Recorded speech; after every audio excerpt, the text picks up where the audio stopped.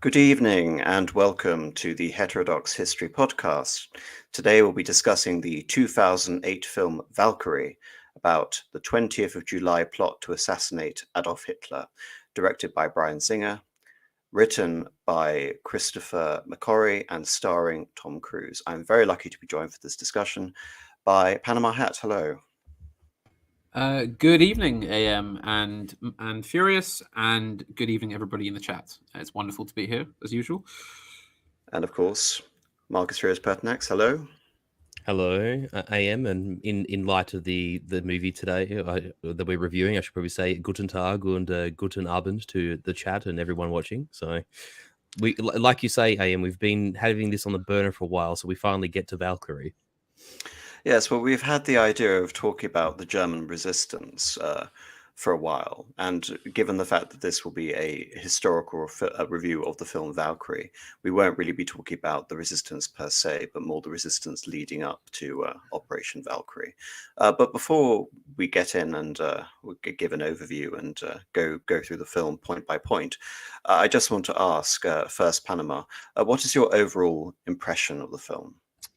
Well, as we were mentioning back in the pre-stream room, I actually have had an unusually close relationship with this film because I saw it not long after it came out, being a kind of fairly young teen interested in history.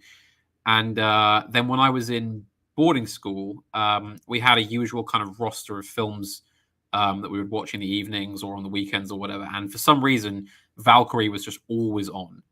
I don't know why. Like you'd walk into the common room, and even if there were like two people in there who weren't even paying attention to what was on the TV, this film would just be on for some reason.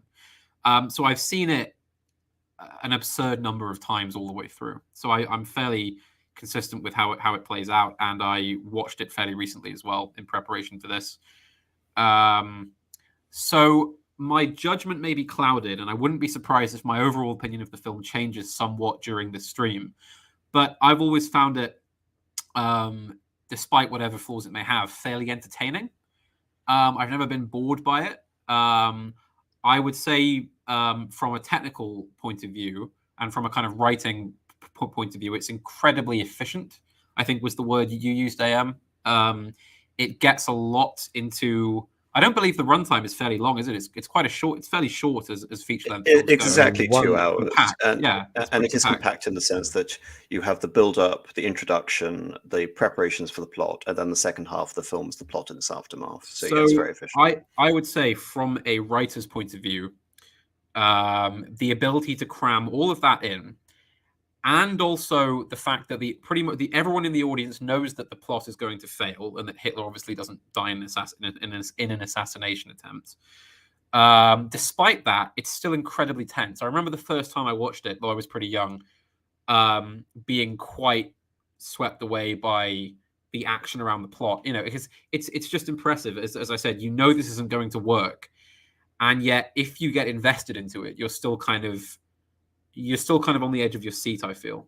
And the way that it collapses and the kind of last stand goes down, I've always found quite effective. I think in isolation, I mean, what I hate regarding sort of all sort of historical films and this sort of almost sort of veering on counterfactual history as Valkyrie is, it's basically asking a what if this succeeded, and as you put forward, it successfully sort of provides the audience with a gripping thriller, a set of circumstances in which they can envisage an alternative end to the Second World War. And of course, the most infuriating sort of criticism of this is, well, the audience already knows it's going to fail, so why bother? And it's a rather common and infuriating criticism. But that's certainly not going to be my criticism. But before I sort of veer off into my own tangent, Marcus, what are your overall thoughts on the film? Yeah, I can't really disagree with what Haddis said. From a personal standpoint, and again, this is something that we sort of discussed in the back room before we started, is that, and I am sorry if I'm slightly throwing shade on our American friends here, but I just find American accents outside of an American backdrop jarring.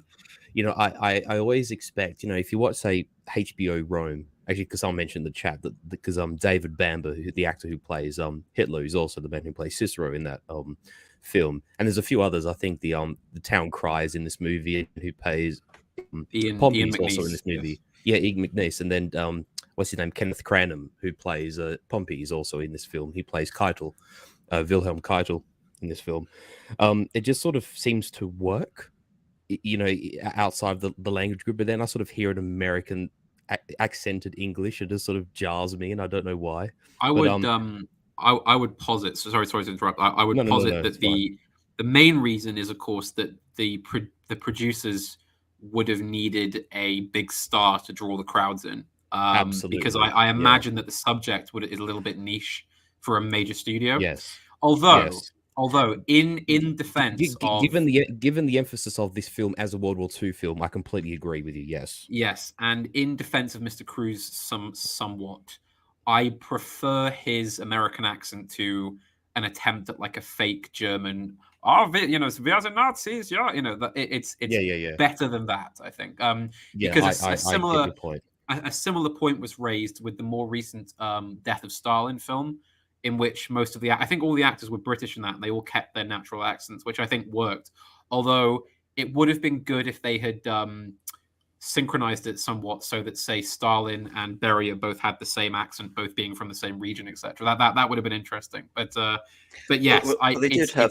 I mean, in fairness, that film, there is a wide sort of panoply of accent. Mm-hmm. I think there is sort of careful selection. I mean, it's not just Steve Buscemi who. Steve Buscemi. American. It's also Malenkov. It's also American. I forget. That's right. Yes, Jeffrey Tambor. So I think just to sort of illustrate that point, because I really don't want to hang on this idea of the accents too much, but I think perhaps the reason why that's why I'm getting out of the way early. Sorry, Cruz's Stauffenberg may be rather jarring is that he is the exception to the rule. In a cast which are either German and speaking with their natural accents, or English and speaking with, a classic sort of received pronunciation, Shakespearean actors, as you would expect. Mm-hmm. So in this case, he stands out. And before I get onto my own thoughts about the film, I think this actually segues quite nicely into how Tom Cruise became attached to this. Because if you look at this film, it really is an oddity. I was looking over comparable films to this, and there are a couple of German made-to-TV films regarding the assassination attempt, but nothing really substantial. I mean, the film I found closest to this in spirit, which this film could have almost been, was a very old film starring James Mason in 1953, which was The Desert Fox, about Rommel's conversion to the cause of the resistance, albeit it's rather anticlimactic, of course, because he suffers injuries during the plot and isn't a participant, and kills himself afterwards. So I was wondering, how did this film come to be? It's a huge Hollywood blockbuster, despite the fact there is very little to no action in the film. The only sort of action is, incidental right towards the end. We have the bomb plot, of course, but even then it's just an explosion. You don't see it. You see the aftermath of it. You see, some tense scenes towards the end, but it is a thriller more than the war film, more than the conventional action film. And the only sort of film I found in the last sort of 10 years, which had two films really I found, which are like big American films with big name directors, was Dunkirk with Christopher Nolan, which was relatively recently. And more recently than that, but I really don't want to talk about it too much, is the Battle of Midway film. Both have around sort of $100 million budgets. And one has to wonder why this film, which is more nuanced in its portrayal of the Germans, and actually the entire film is from the German perspective. You don't have any sort of American or British representation whatsoever, despite the covert dealings of the resistance. So this is an all German film told from the German perspective, ostensibly. And yet it manages to become a huge Hollywood blockbuster. So I was interested in the history of this film. And it seems that the idea for this film came after Christopher McQuarrie, who had was already a esteemed American scriptwriter. He wrote The Usual Suspects about 7 years before he became interested in the idea of Valkyrie. He'd watched the film Conspiracy, which has Kenneth Branagh as Reinhard Heydrich. And it's basically a film about the Wannsee Conference, which officiates over the elimination of the Jews as official German policy from 1942 onwards until 1945. And it seems that the original sort of inspiration for this was an inversion of that. He wanted to create a sort of a good version of conspiracy, when instead of deliberating the mechanics of the Holocaust, this was going to be deliberating a way to save Europe from a lost cause, from a lost war. So it seemed that the film was a lot more intended to be character-focused, character-centered, and on the history of the resistance, i.e. it was going to be very sort of dialogue-heavy. It wasn't going to be a thriller with nothing as to what the film ultimately ended up being. And then we come to Bryan Singer and Tom Cruise, because you look at this film and you wonder, Bryan Singer directing this film. I mean, Bryan Singer is famous for directing X-Men movies, and a Superman movie, and he takes a break from that to direct a film about the German resistance movement. I mean, talk about sort of genre whiplash, but that is effectively what happened. And it seems that Christopher McQuarrie was struggling to find financing for the film, this inverse of conspiracy, and instead, he sort of looked for a Hollywood director who would basically bring funding with him. And as soon as Bryan Singer was on board, Bryan Singer had obviously connections with Tom Cruise. And it seemed that Tom Cruise himself was fascinated in the idea of playing Stauffenberg. And once Bryan Singer and Tom Cruise were on board, all of a sudden you go from this quasi-documentary sort of inverse of conspiracy to a multi-million blockbuster action thriller. So I found that rather fascinating, how even though the writer is this consistent, it started off as Christopher McQuarrie's idea and he ends up being the final screenwriter for this along with Nathan Alexander, that the idea had changed beyond all recognition, and it becomes this as a result of, you can say, the personal involvement of Bryan Singer and Tom Cruise. A couple of points, if I may, just to tack onto what you said there, AM. Also, let's consider that this movie is made fairly hot on the heels of a famous movie that all of us should be acquainted with, and that is Downfall. And for those who don't know, the movie Downfall, or Der Untergang, as they call it in German, is that film with the infamous Bruno Ganz sort of scene where Hitler in the bunker, Steiner, the Steiner's attack failed, and all the memes that have come from that. That's Downfall. And the Fegelein meme. Yeah. Yes. Yeah. Which is a fantastic film, by the way. And the character who plays Fegelein is also in this, ironically. Yes. Anyway, what's his name? Kretschmann, I think his name is. So there was a bit of a reawakening of Germans doing films about this period with a bit more, I don't know if confidence is the right word, or at least sort of not ignoring the subject and wanting to engage with it in a pretty sober fashion. Because also in the aftermath of Downfall and Valkyrie, we also have Generation War that gets made about 5-6 years after Valkyrie. So a few of these kind of films actually get made in this sort of in this period. It sort of triggers a bit of a mini wave of these kind of films. And also television shows, because we've seen reboots of Das Boot, and there's been other shows that have been made as well. Just back to Cruise for a second. I know they're very different roles and very different characters, but there's almost sort of like this anti-hero thing that Cruise has been known to dabble in every so often. And I know the character in Last Samurai is obviously very different to I'm trying to think the character's name in Last Samurai. Not Alderman or whatever it is, but it's something like that. Well, he's a fictional character. He's not playing historical characters. It is a fictional character, but I'm just talking about like the role, the archetype, the sort of anti-hero sort of role. I sort of see similarities, and it's no wonder that he does something like Last Samurai, and then 3-4 years later he will take on a Stauffenberg role that isn't hugely dissimilar. Although obviously in very different contexts and very different societies and situations that they find themselves in. One's historical, one's not, etc. And the other thing is just wanting back to you mentioned about the action and how this is more of a thriller than anything. I have to say that the introductory scene in Africa is actually very well done.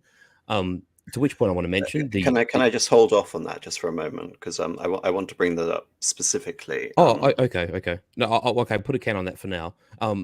I'll go back to Cruz for a second. Despite or irrespective of the accent, I think, because again we touched on this pre-show, his actual physical similarity to von Stauffenberg is actually astonishing.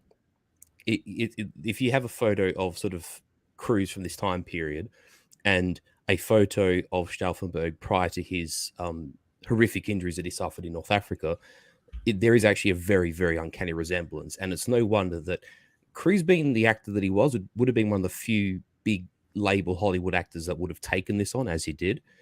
And then that as an aside, or sort of alongside that, he also bears this really, really uncanny resemblance. So that you sort of get this sort of cocktail of circumstances that sort of come together in Cruz being a part of this movie and taking the von Stauffenberg role. Yes. If I could just make another point on Cruz as well. Well, I mean, as you say, I was quite shocked because I said this before as well. I looked up Stauffenberg after I saw the movie and was quite surprised to find that he was actually a very, very handsome man, very, very good looking. So this usual trope of actors being cast to play people in films who are vastly better looking than the people they're meant to be portraying is somewhat justified here because as I said, Stauffenberg was quite a good looking chap. And on the point of Tom Cruise being cast to play a role like this, I mean, a lot of people do see him as kind of pretty boy stud star Top Gun sort of thing. But I mean, if you look at his more sort of what we'd call serious dramatic roles, he's quite capable. He's not just a pretty face, I don't think. I think my sort of query here is less to do with Tom Cruise as an actor. Like I say, I don't have any major problems with his performance. I think he gives enough and he carries the film, and he's able to lend the character the fundamental trait which he needs to get across, which is decisiveness.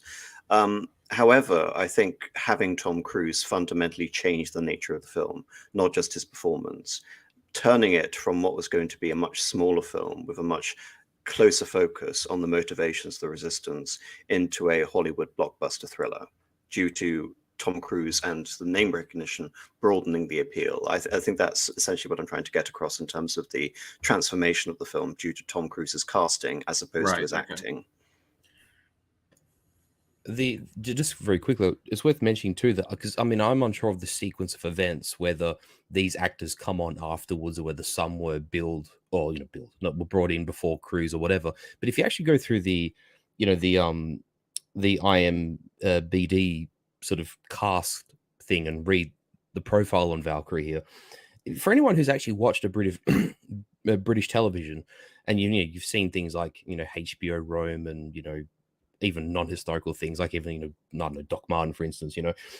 A lot of these actors that are actually quite famous in Britain or from British television are in this film. So you've got this one blockbuster actor who sort of provides the billing in the US, but then also when you look at the actors that play, David Schofield isn't a small-time actor. David Bamber's not a small-time actor. Kenneth Cranham isn't a small-time actor. These all add you might say value to the British audience as well. So whether one led to the other, I'm not sure, but there's definitely been just some on top of that, intelligent casting is what I'm sort of saying. There are two things. Obviously, Kenneth Branagh, Bill Nighy, Terence Stamp, Tom Wilkinson. These are perhaps Bill Nighy and Kenneth Branagh and Terence Stamp are household names, at least in the UK. Absolutely, yes. But I think, again, when we're talking about Tom Cruise, we're talking about the difference between a $20 million film to a $100 million film. It's fundamentally the point I'm trying to get across. It wouldn't be insignificant, but Tom Cruise fundamentally transformed the nature of the film. And of course, I guess what I'm making is those two things are together. Yeah. Those two factors are together. And of course, having Kenneth Branagh on and actors like that, it is also a subtle, not so subtle reference to conspiracy and the fact that many of the actors in that film are also in this film as well. However, this and of course, he goes from being Himmler to Tresco, which is an interesting contrast as well. Heydrich to Tresco, yes. Sorry, effectively, he becomes the chief conspirator in both. Yes, this gets on to my overall view of the film, which is towards the end of the film, at the end of the film, actually, as they begin to play Ottman's Requiem, the Remember Me or Remember Us, Lib die Libere Me, it ends with the official dedication in the German Resistance Memorial. You did not bear the shame. You resisted. You bestowed the eternally vigilant signal to turn back by sacrificing your impassioned lives for freedom, justice, and honor. Now, in terms of my own review of the film, that is the issue for me. Valkyrie is a sanitized version of history to conform with this official dedication and also to make the resistant members relatable.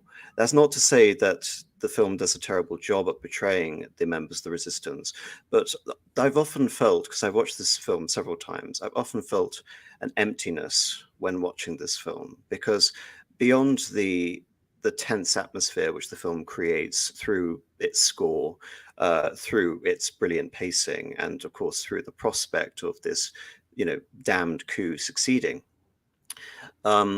Within all of that, we actually know very little about the motivations of the characters and what they would have done after the fact. And also, you can say that the film's point, which it gets across again and again, which is sparing Europe from the continuation of war. And you have references to saving sacred Germany, but nevertheless, Germany and Europe are almost interchangeable in this film. And as a result of that, it comes across very much as a humanitarian mission. And I wonder, again, whether this is a contrast between the director and the writer.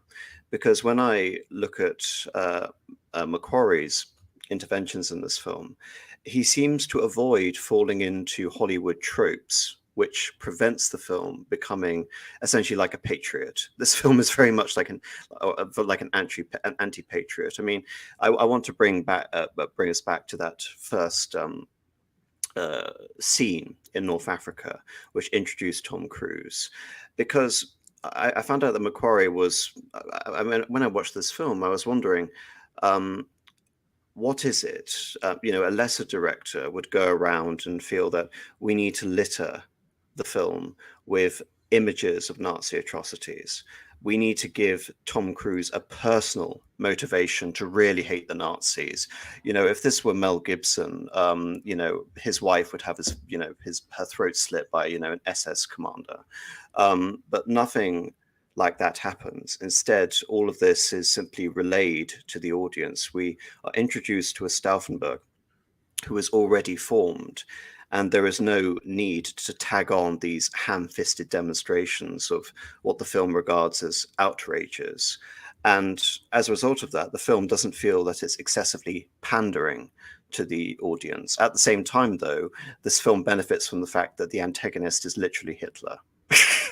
So they don't need to build up that myth, because 99% of people watching the film already know what Hitler did. Or should we say it's actually Hitler rather than being literally Hitler? Yes.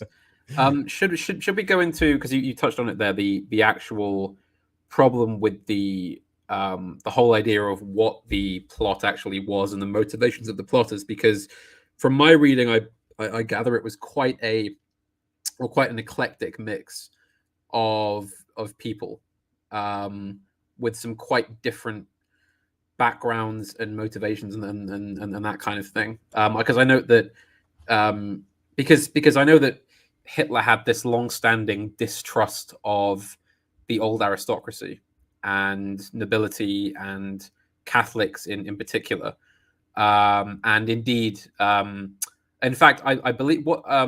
I may be getting this wrong, but I remember reading somewhere one historian nicknamed it the Baron's plot or the Count's plot or something, because the Colonel's plot, because so many of the participants were kind of military sort of Junker types.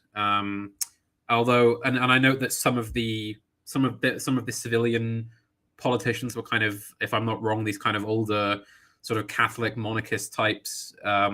Though, to be honest, I don't know if you would disagree with this, chaps. I think generally the motivation for the plot seems to have been trying to sort of stop the ship before it hit the rocks it was heading towards, I think.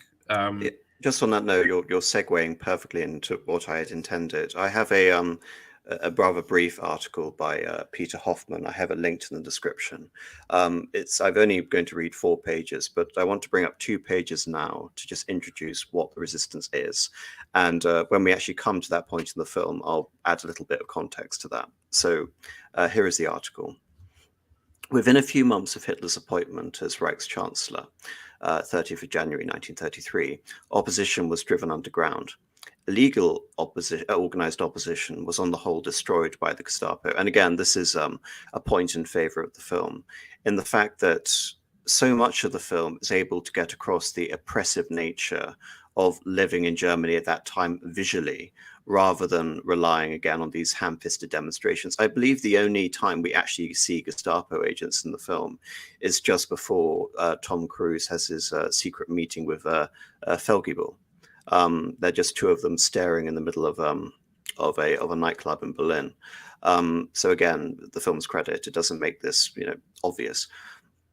Opposition within the establishment, Vice Chancellor von Papen, SA Chief of Staff Rome, were suppressed in the round of murders, obviously the Night of Long Knives. The rest were gradually intimidated, as in the case of the churches. And of course, with the Catholic Church, we have the Reichskonkordat, which was infringed on again and again and again, to the point that the church basically found it moot and void. The opposition surviving underground could not act effectively to change the regime.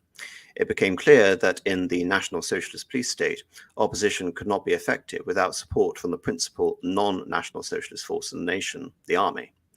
A new opposition within the establishment structure, in the civil service and in the army, began to crystallize in 1938 as Hitler drove Europe to the brink of war.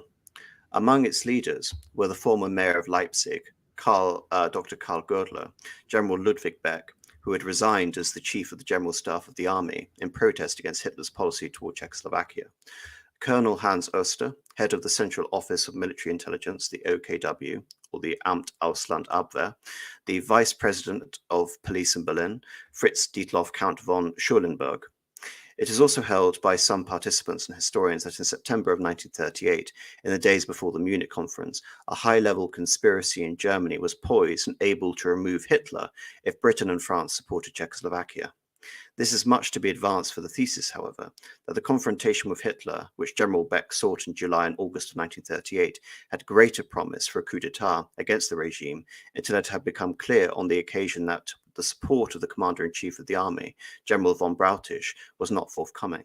Notwithstanding further conspiracies and plots in 1939 and 1940, this position did not change until Brautisch's resignation in December of 1941. And of course, it should also be noted that during 1940 in particular, even after the Battle of Britain, Hitler's position was essentially unassailable, and the idea of opposing Hitler militarily would be virtually impossible. Absolutely, especially when you can see. I was going to just to support you there, especially in the aftermath of Poland and France and the Low Countries, which were all stunningly successful campaigns. Hitler was not in a strong position, frankly. It's interesting. Someone's just asked me in the chat thoughts on the movie Defiance. I was going to bring this up because it actually employs what I criticize, what I was going to sort of criticize a lesser film for doing, which is at the beginning of Defiance. Defiance is basically set in Belarusian woods throughout the entire film. Nevertheless, at the beginning, you have a rather disconnected roundup scene and civilian massacre scene.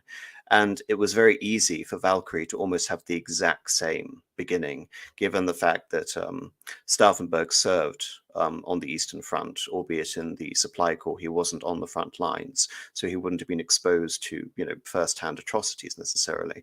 But it's interesting, isn't it, that you could have contrived a situation where you have that, and the filmmakers decided not to, out of fidelity to the source material. So credit where credit is due. I would agree. In the summer of 1942, the times of seemingly unstoppable advances of the German military machine were over. Serious defeats loomed in the Atlantic and Africa and at Stalingrad. No longer was it absurd to argue that Germany as a nation-state was doomed unless the war ended before Germany's total defeat.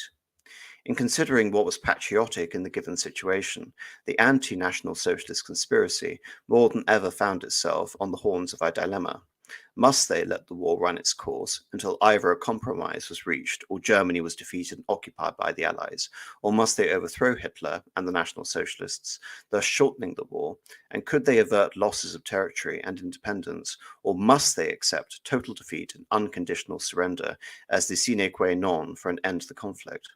From 1938 forward, numerous envoys of the German resistance sought the answer in clandestine contacts with British, French, and American government officials or persons thought to have appropriate contacts. And again, a lesser film would have probably given Stauffenberg an American buddy.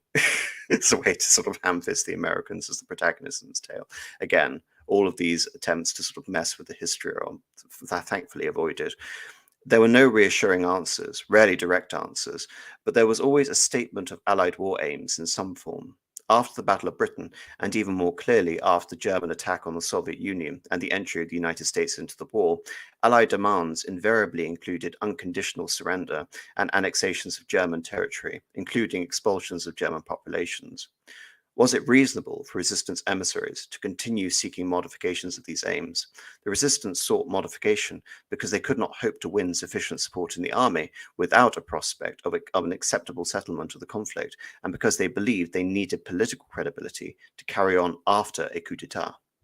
At the same time, they persecuted plans and plots to overthrow the regime without Allied assurances. Several plots failed in February and March of 1943.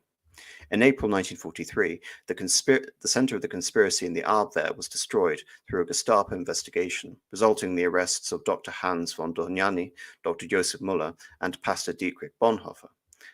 Oster was removed from his duties and placed under house arrest. For a time, the conspiracy was in disarray. But from early autumn 1943, a new figure became dominant in the conspiracy, Lieutenant Colonel Count von Stauffenberg, and that virtually perfectly sets up the introduction to the film regarding the failed plot of Tresco, which acts as a counterpart to the portrayal of the disaster in Tunisia. But apart from that, do either of you have anything to elaborate or comment on regarding this summary of the resistance thus far? You go ahead. I would. There's one thing I just want to bring to the table, because I'm sure people will know that I have quite a strong fascination with the work of Friedrich Reck, the German reactionary who kept the famous diary throughout the war, the diary of a man in despair. Given that he was so vociferously anti-Hitler and anti the Nazis, because he saw them as this sort of revolutionary, sort of modernist force. When it gets to the point where he discusses the July plot, I was sort of expecting him to heroize them a bit, but he actually has this perspective of kind of total contempt for them, because he says, well, this is a group of essentially military men. Most of them would have passed out of the military college and joined the army during the days of the Kaiser. They betrayed the Kaiser and allowed the abdication. They then swore allegiance to the Weimar Republic. They then betrayed that and brought Hitler to power, or at least acquiesced to Hitler's coming to power. They then rode high on the successes of the Nazi military campaigns, and now, to save their own skins, they're overthrowing another man that they've sworn allegiance to. And as a kind of old school monarchist, Friedrich Reck has a very, very, very strong conception of the oath of loyalty. So his thought is that this is basically a bunch of self-serving cowards who have betrayed one leader after the next, and are now about to try the same trick, essentially. Not saying that's necessarily my complete view, but I do want to know what you chaps make of that opinion of these.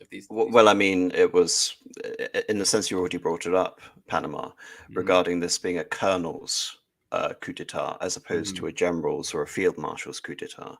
I mean, there was a famous quote, I believe, I'm paraphrasing, von Manstein, who was probably the most famous of all of the German field marshals. describing because of course what is fascinating about all of this is that all of the conspirators were known to the higher ups. Yes. Von Rundstedt was aware, von Klunger, Brautich, and of course Witzleben was an active participant. But on the plot, Van Manstein basically said that Prussian field marshals do not mutiny, and on this idea of the oath, I mean, it very much sort of reinforces my own view.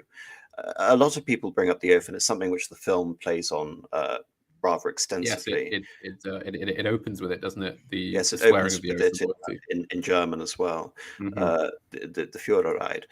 However, it's not unusual. I mean, effectively, you can say that the Reichswehr oath during the Weimar Republic was an aberration in the history of the Prussian German army, because it forced the soldiers to swear by the constitution and the Mhm. president, as opposed to the person of the president in the case of the Hitler oath.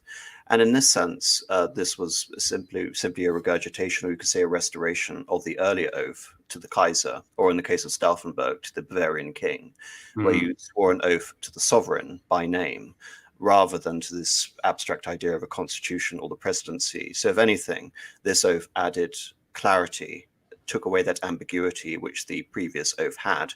But it also signifies something else, because the article brought up at the beginning the fact that in the first 2 years of Hitler becoming chancellor, he systematically removed legal opposition to his regime, in particular removing the coalition partners, Vice Chancellor von Papen, but also enemies to the left from SA Chief Ernst Röhm.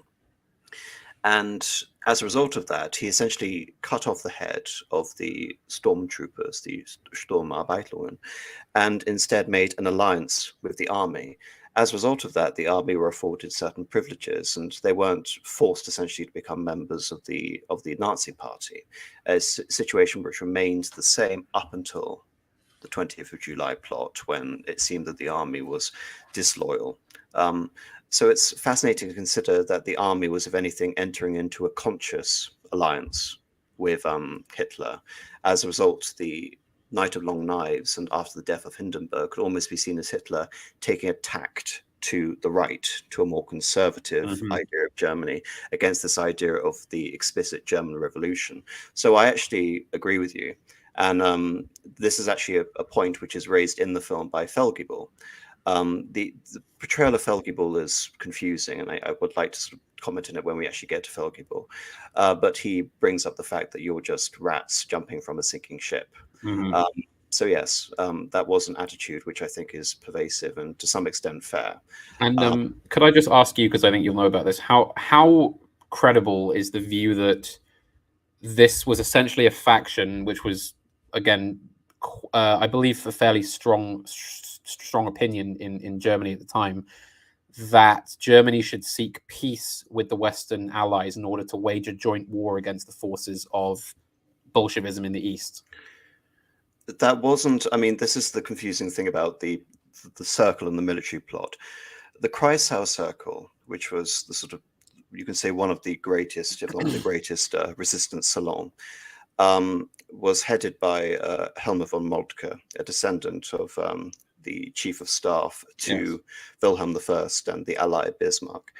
And the problem with the resistance circle is that it was a very, very broad church. It involved everyone from members of the Communist Party to Catholic Bavarian aristocrats and, Prussian monarchist sympathizers.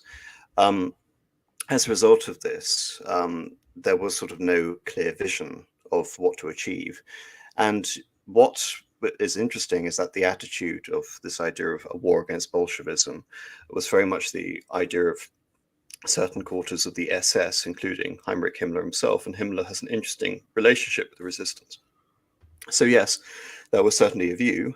And the other view, of course, was we simply need to make a declaration now to save, essentially to remain a sovereign country.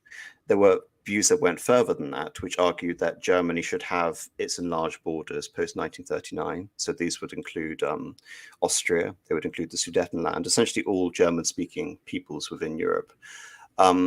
So there was no sort of clarity in terms of what they ultimately want to achieve. And I'm going to put it out there that I believe the only time that the resistance movement would have actually succeeded with their aims would be during the Phony War, effectively, when Neville Chamberlain was still Prime Minister of the United Kingdom, when the Soviet Union wasn't at war, and when the Americans weren't at war, because essentially the British elite at that time were amenable to the idea of a way out through regime change, but they didn't take it seriously enough. And despite the overtures of Beck, effectively they, in many ways, facilitated their own demise with the fall of France.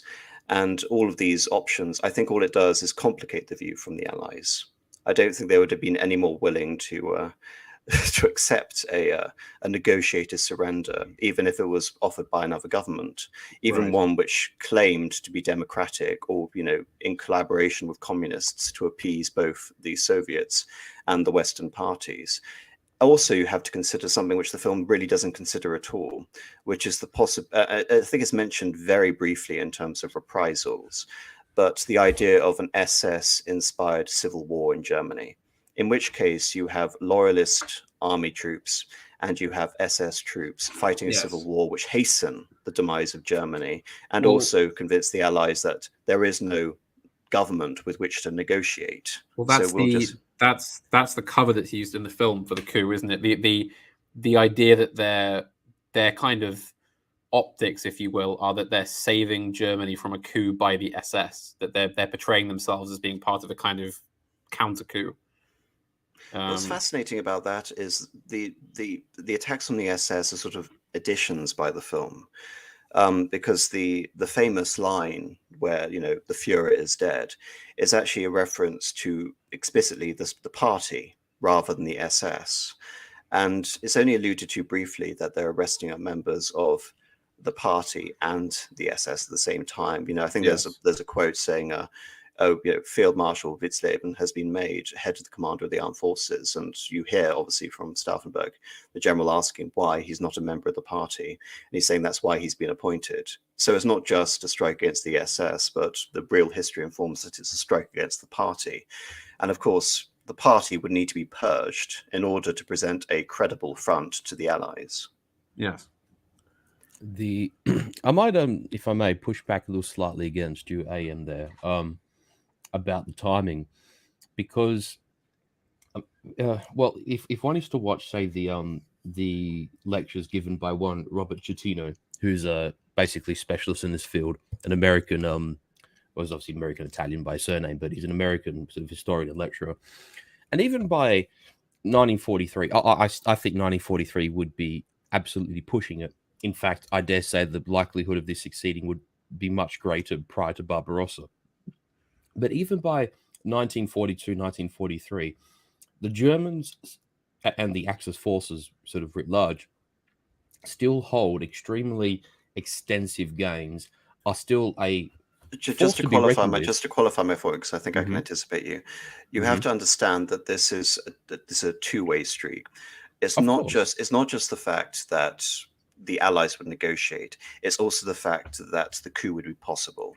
In 1943, there was a certain ambiguity regarding whether Germany was lost the war, even though the film tries to make it across that from 1943. You mean within Germany itself? Yeah, within Germany itself. Yes.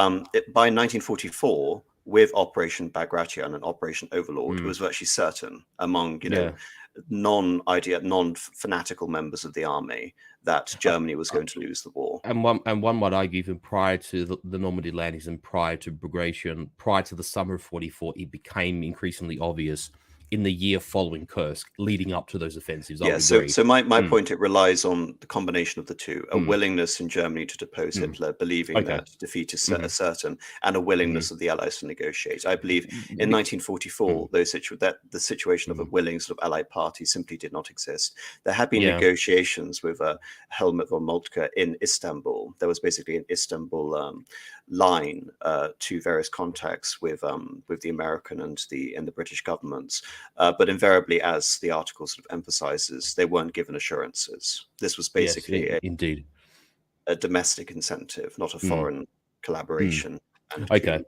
Well, at the very least, for our audience, at least, is worth making that distinction then, because it's not as if, well, put it this way, even by sort of mid 43 or even the start of 43, it's just to bring to light that the Germans still held strong positions. There was still very strong German formations in the field, and Germany wasn't in the economic state that it was, say, by 1944 in the middle or part of the end part. Even the manpower situation was very different. So it was a disincentive against the Allies to, say, push for final victory as compared to, say, 44. Sorry, go ahead. Am I correct in thinking that 1943 was actually the apex of the territory captured by Germany? No, it would have been end of like sort of September 42. It's September, October 1942. It's prior to the encirclement of Stalingrad by Operation Uranus and Saturn, which was launched by the Soviets against the German Sixth Army. And Operation Torch, of course, in North Africa. Yes. Because indeed. Before then, Vichy, Italy, and Germany were on the borders with Alexandria before El Alamein. So, correct. Yeah. On all fronts, they had more territory in the autumn of 1942. On that note, did we want to touch on the scene then in North Africa? Yes, we're finally getting to a bit by bit review of the I think we've established enough context. Yes, indeed. So would you like to take us through the beginning of the film, Marcus? So he is, Stauffenberg is in the 10th Panzer Division, which was a part of, well, we know it colloquially as the Afrika Corps, but by this stage it was actually designated Panzer Army Africa, which was a joint Italian-German force, which by this point was actually strongly reinforced. When you look at Rommel fighting at the first and second battles of El Alamein, Rommel has at best 25,000, 30,000 troops at his disposal, and they're sort of stretched in a line from Tobruk all the way to Egypt, sort of to Alexandria. Obviously, most of that fighting strength's against the British in El Alamein. But the point is that the Germans and the Italians still saw it as something of a bit of a sideshow.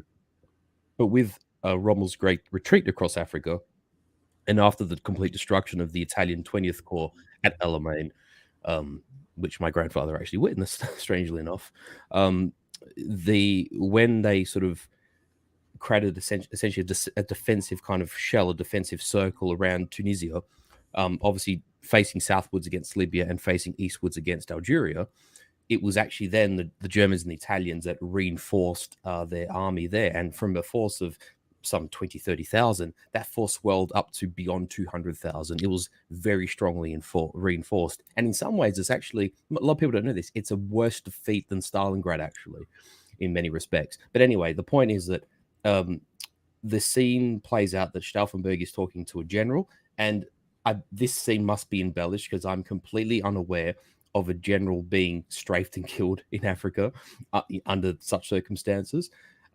But in any case, the Stauffenberg character is talking with a general about pushing the 10th Panzer Division with the 21st Panzer Division and sort of fighting their way out of their present situation and preserving the men, because there are a lot of officers, even by this time, at the lower ranks of the German army who are sort of are aware of the importance of preservation, knowing that Germany has a hell of a fight ahead now that it's fighting the British and the Americans and the Soviets together. And if you read writings by German officers that survived the war, you start to get this impression quite strongly. Like, it's not just a trope. There's actually this sense that there comes a point in time in the war where a lot of officers are thinking this in the back of their heads. And Stauffenberg convinces the general to perform this maneuver. The general, after thinking about it, consents to it. And then immediately after the orders are given, you sort of see these, I imagine they're Spitfires, or they could be Hawker Hurricanes, but these British planes are sort of swooping down on this formation, and they start strafing it. And Stauffenberg's not actually initially hit, but the general dies, and there's injuries and bombs everywhere, and people getting injured and killed.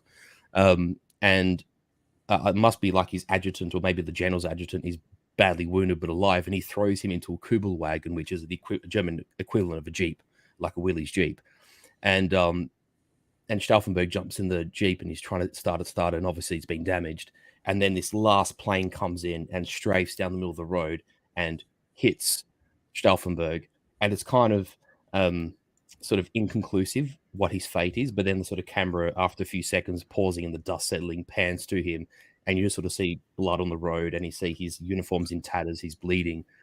And then there's this scene of him basically in a hospital bed, a few scenes later. Yeah, there's a transition, obviously, to Smolensk before then, but yeah, and I was just going to say that's how his injuries occur, because they're quite grievous injuries.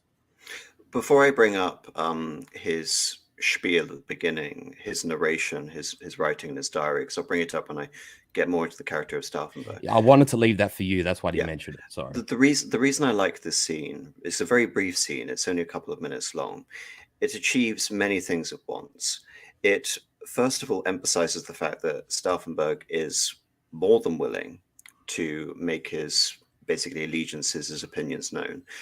He says we can save Germany or the Führer, not both.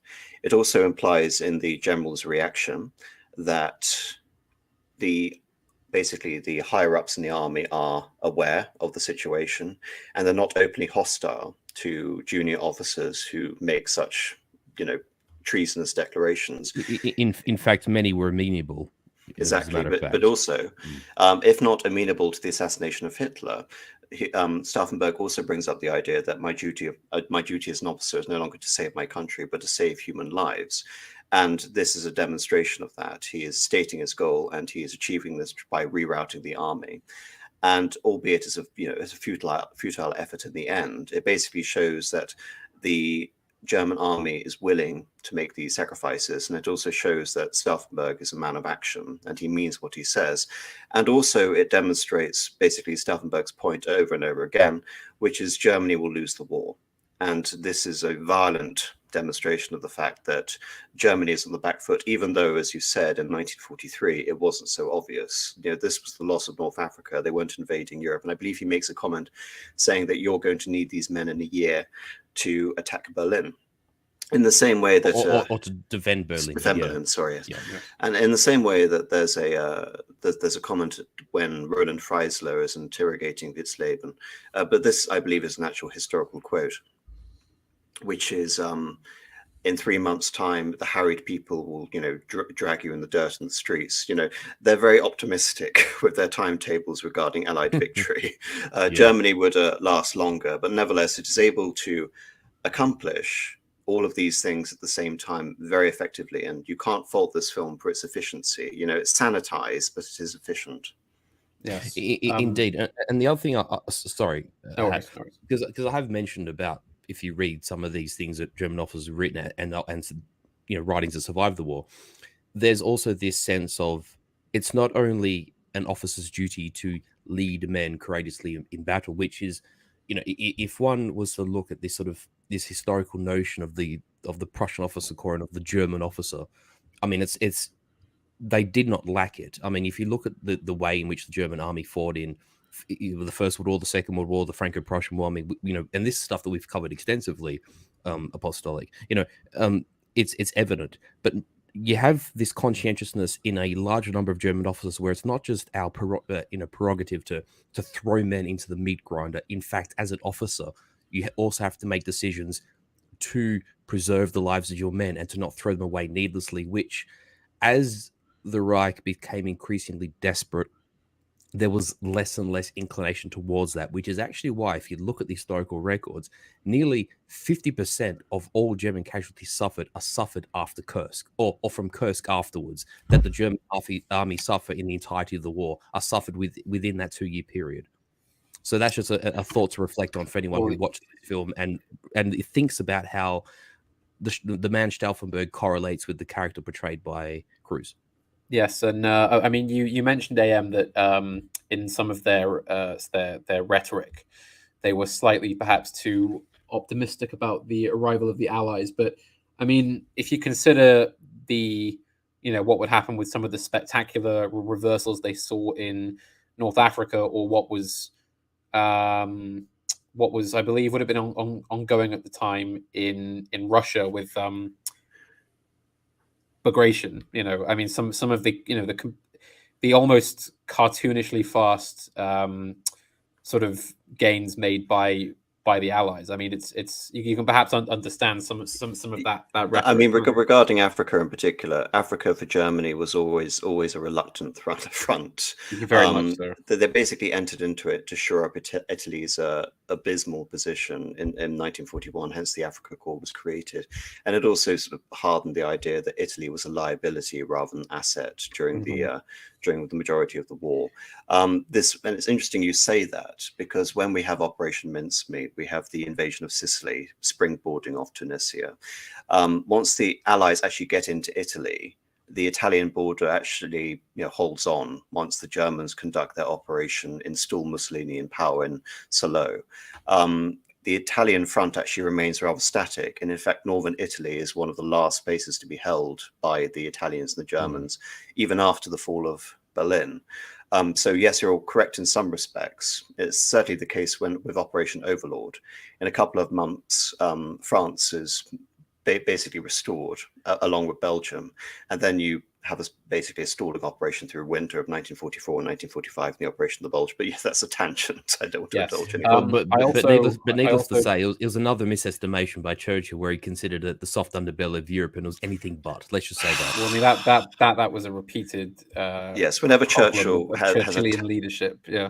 Whenever Churchill has a tactical innovation, just ignore it. We'll go in through Turkey. That'll be what kills the Germans off. But yes, sorry, Penny. I also wanted to make the point that you mentioned that we see at the beginning of the film Stauffenberg writing his thoughts in a diary. And this is actually more significant than even it seems in the film, because if my reading is correct, German officers were forbidden from keeping diaries when in the field. And it was apparently quite a strictly enforced rule. And I remember reading an account by a German enlisted man some years ago who said that one possible way for units to remove unpopular commanders was if they knew where they kept their diary, because they could snag it and hand it into the authorities and have the officer removed, essentially. Just dub them in, basically. And I believe that if I'm remembering correctly, when the officer or the adjutant enters his tent to say that the general will be arriving in a few hours, he sort of quickly covers the diary with his arm. Well, there's a double motivation for that, isn't there? I mean, there's an element to what you say, but it's also the fact of what he's writing. Yes, of course. Yes, his diary in particular is full of anti-Hitlerite. Well, let me read that section, because it's essentially the clearest thing we get in terms of a motivation for the plot. The Führer's promises of peace, and also as this is going on, he is reading this in his head. Starts off in German, transitions to English as the narration continues. The Führer's promises of peace and prosperity have fallen by the wayside, leaving in their wake a path of destruction. The outrages committed by Hitler's SS are a stain on the honor of the German army. It's interesting how he says Hitler's SS, not Himmler's SS. Yeah. There is widespread disgust in the officer corps towards the crimes committed by the Nazis, the murder of civilians, the torture and starvation of prisoners. And again, the starvation of prisoners is what he would have been privy to rather than the civilian torture and mass execution of Jews. My duty as an officer is no longer to save my country, but to save human lives. I cannot find one general in a position to confront Hitler with the courage to do it. I find myself surrounded by men unwilling or unable to face the truth. Hitler is not only the arch enemy of the entire world, but the arch enemy of Germany. And this brings up many important points. Again, it's sort of universally agreed that the stain on the German army, or the clean Wehrmacht, or the honor of the German armed forces vis-a-vis the party and the SS, is a all-pervasive sort of motivation for Stauffenberg. And the atrocities against civilians would be seen as a reflection on that and a motivation for that. But again, this is what I mean in terms of the sanitized history, because we don't see any, but also it's a secular vision as well. And this is where I'm going to bring up Brian Singer and criticize him. Because Brian Singer, despite the fact that Stauffenberg was a Catholic aristocrat, Brian Singer called him a humanist. And more than that, because Brian Singer, of course, is a superhero director, his own sort of feelings on the subject were that Stauffenberg was basically Superman. and Christopher Clark, the mild-mannered officer on the outside. Clark Kent, yeah. And Clark Kent, and he would mobilize and become the Superman when energized against Germany. And of course, whereas McCory was doing all of this intricate research over the course of about 4 to 5 years,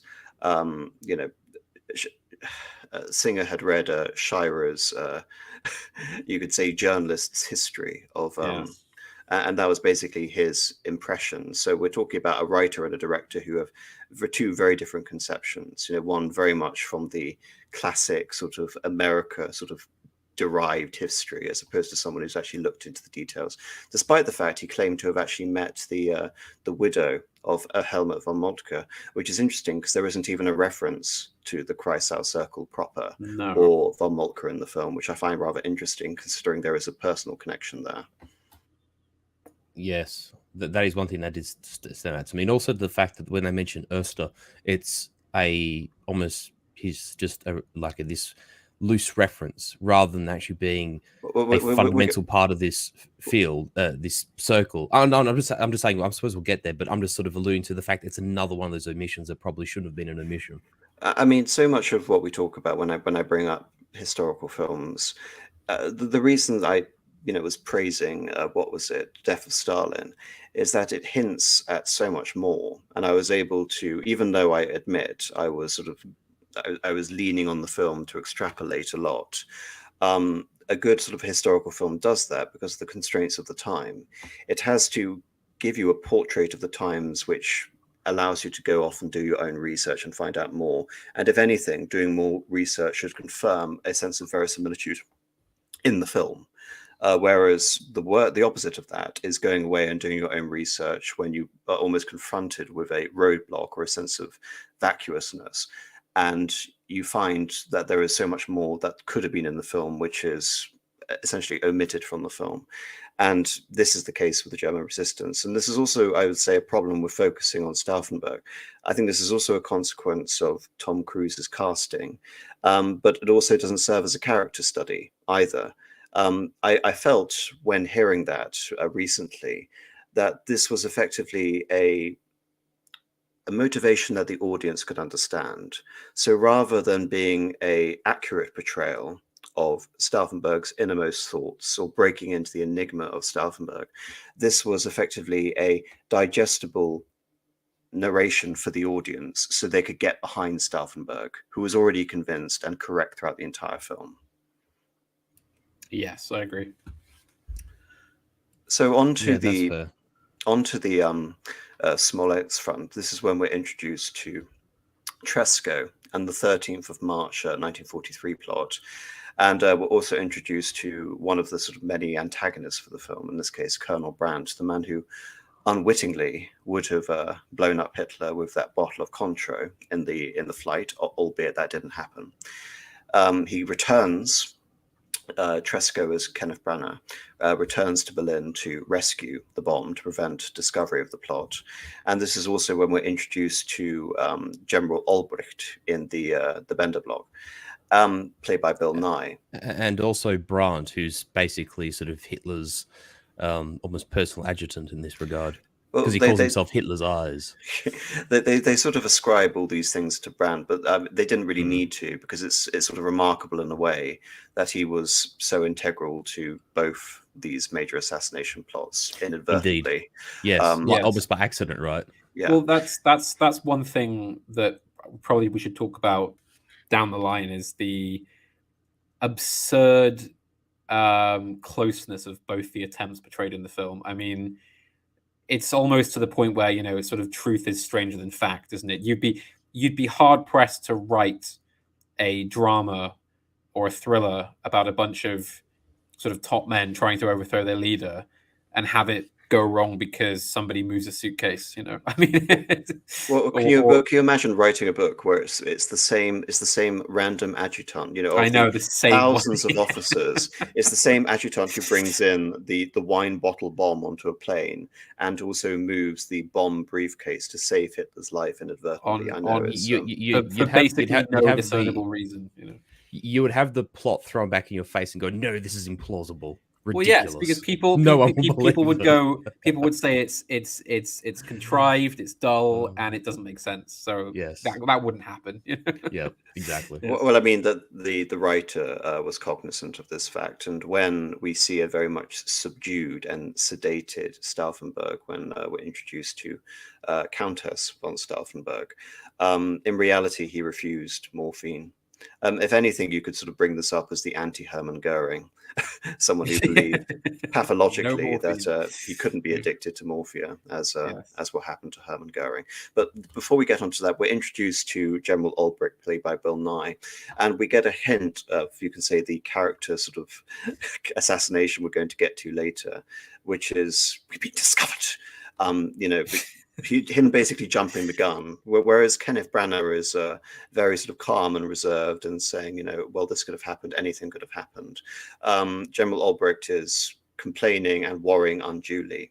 And the impression I get is from Bill Nye's performance is I don't understand why a man who seems so cowardly, ostensibly as a member of the resistance, and I'll get to it later because this is just the foreshadowing of what we're going to have on the actual plot. I mean, I think Bill Nye even said I didn't want to play the fool guy, but that's essentially what he is. Ultimately, he even apologizes to Stauffenberg at the end. But the film, if anything, makes Ulbricht out to be far worse than he is.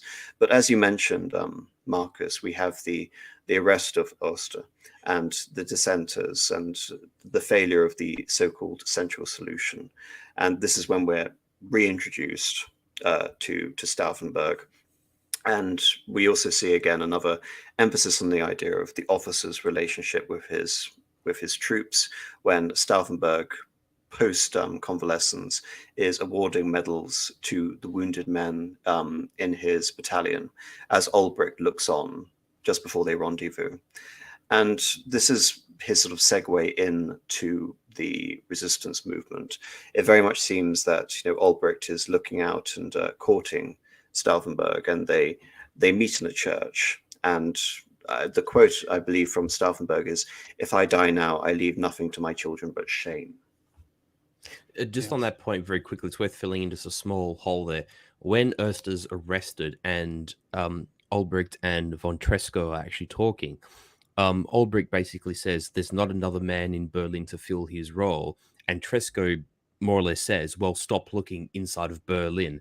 And that's where I suppose then Ulbricht gets the idea, or he sees Stauffenberg and puts two together that this is the man outside of Berlin that they need. I mean, that's it's not that simple, obviously, in real life. But yes, no. Of course, I agree with you. But that's the impression they very much make. There's another thing which is forced through in the idea that when we're looking at this church, it's the only hint that Stauffenberg could be a Christian throughout the entire film, because there's nothing like that whatsoever.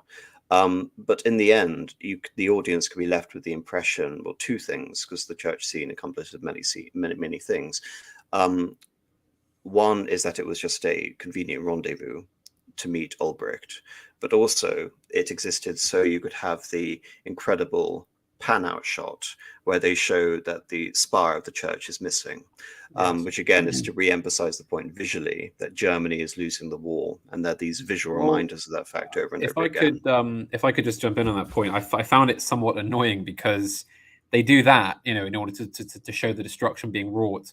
Then all the scenes in Berlin show it as this like pristine, quite sort of nice looking city, which of course at the time the film is set, it was largely in ruins, I believe. But again, it's always to confirm this idea that the government quarter, the Wilhelmstrasse, the Reichschancellery, the Bänderblock, they are demonstrations, visual architectural demonstrations of the power of National Socialist Germany. Right. Whereas the spire, the empty spire in the church, is a demonstration of the suffering of the German people throughout the war.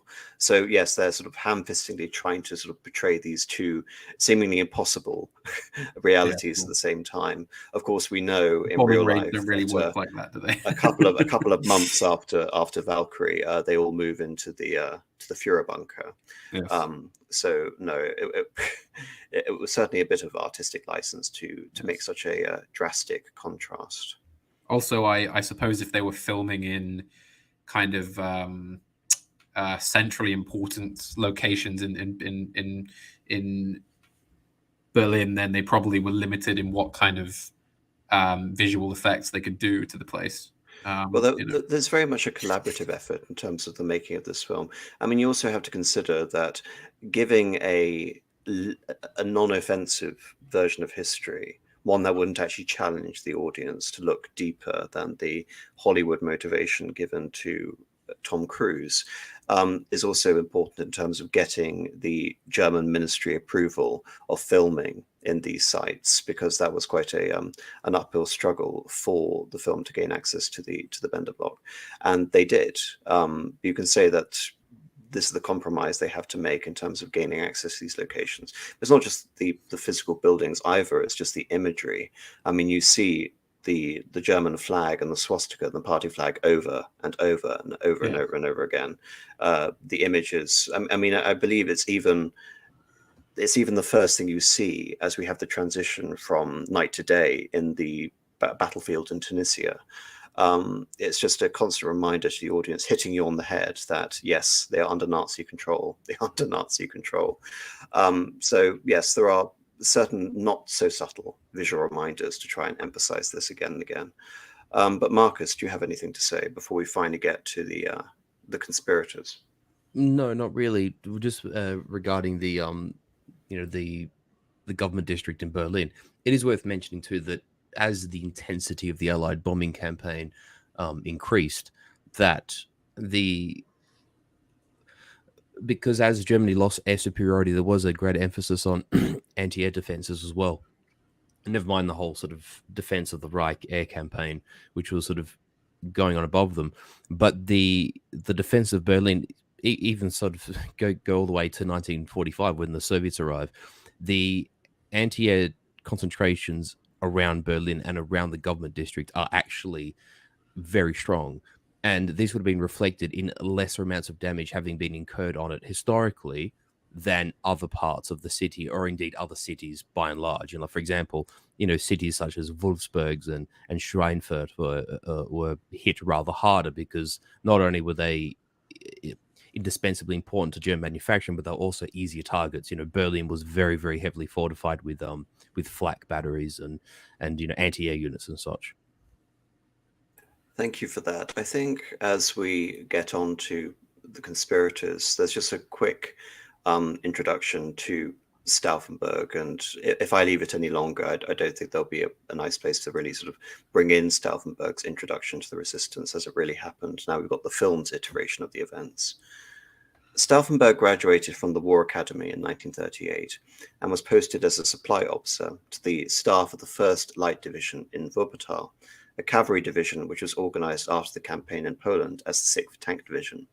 Stauffenberg's division participated in the occupation of the Sudeten region in 1938, in the campaign in Poland in 1939, and in the campaign in France in 1940. During the campaign in France, Captain Count von Stauffenberg was posted to Army High Command and given the desk of Peacetime Army Organization. Soon, preparations of the attack against the Soviet Union superseded peacetime organization. Through relatives and friends, Stauffenberg had been in contact, though not in concert, with the growing anti-Nazi conspiracy from the moment of its crystallization in 1938, which was around the time of the Munich Agreement. It became plain by 1942 that the supreme military authorities, Brautisch and Beck's successor as Chief of General Staff, General Franz Halder, had failed in their duty, in Beck's words, to resist with every means political demands and war-making which it cannot meet. Worse still, the military leaders had become involved deeply in the crimes of the regime. These crimes included the deaths of millions of prisoners of war, the mass murder of Jews, and in part resulting from these, a culpable mismanagement of the campaign in Russia. In autumn 1942, Stauffenberg declared himself willing to assassinate Hitler. On the 26th of January 1943, he took part in an attempt to move Field Marshal Erich von Manstein to action against Hitler. Then he was posted in February 1943 as First General Officer, Operations Officer for the 10th Tank Division in Africa. On the 7th of April, he was wounded near Gafsa. That was, of course, portrayed in the film. He lost an eye, his left hand, 3 fingers on the right hand, and a kneecap. He recovered, contrary to the physician's expectations. Since senior commanders did not take appropriate action to end the crimes of the war and the regime, Stauffenberg believed the colonels must act. Since Oster and Doniani's cell in the Abwehr had been eliminated, a new leadership cell was required. It's interesting, isn't it, Marcus, that even though the Abwehr was completely implicated, that it still took several months for Canaris to be found out and removed, despite the fact that... Well, let's not forget Wilhelm Canaris, the actual chief of the Abwehr, very nearly survived the war. He was only caught, in the last couple of months of the war. February, March, if I believe. 45. And I mean, when do you think it's fair to say he became a member of the resistance? I would say that if he wasn't completely won over, he would have been on the precipice by the outbreak of war, as in Poland 39. I mean, he was already because he was one of the chief what do you call it? Cynics about the outcome of the Sudeten crisis as well. But he managed to hold on to his position, and he held it almost for the entirety of the war. But I would say by sort of Poland, he was on board. So just put in perspective that the head of military intelligence is a member of the resistance, along with many other members of the Abwehr. And it therefore is no surprise that the Abwehr diminishes in its importance to the entire sort of intelligence infrastructure in Germany, and is replaced with the SSSD, which for a while was headed by Heydrich until his assassination in Prague in 1942. You beat me to the punch. All I was going to say was that, or just add on to that, is that Hitler is so suspicious of the Abwehr by mid-war, certainly after Barbarossa's failure, that he becomes more increasingly dependent on the SD that's embedded within the SS as being the primary source of intelligence rather than the Abwehr, which is obviously a branch of the Wehrmacht. It's sort of tied to the old army high command.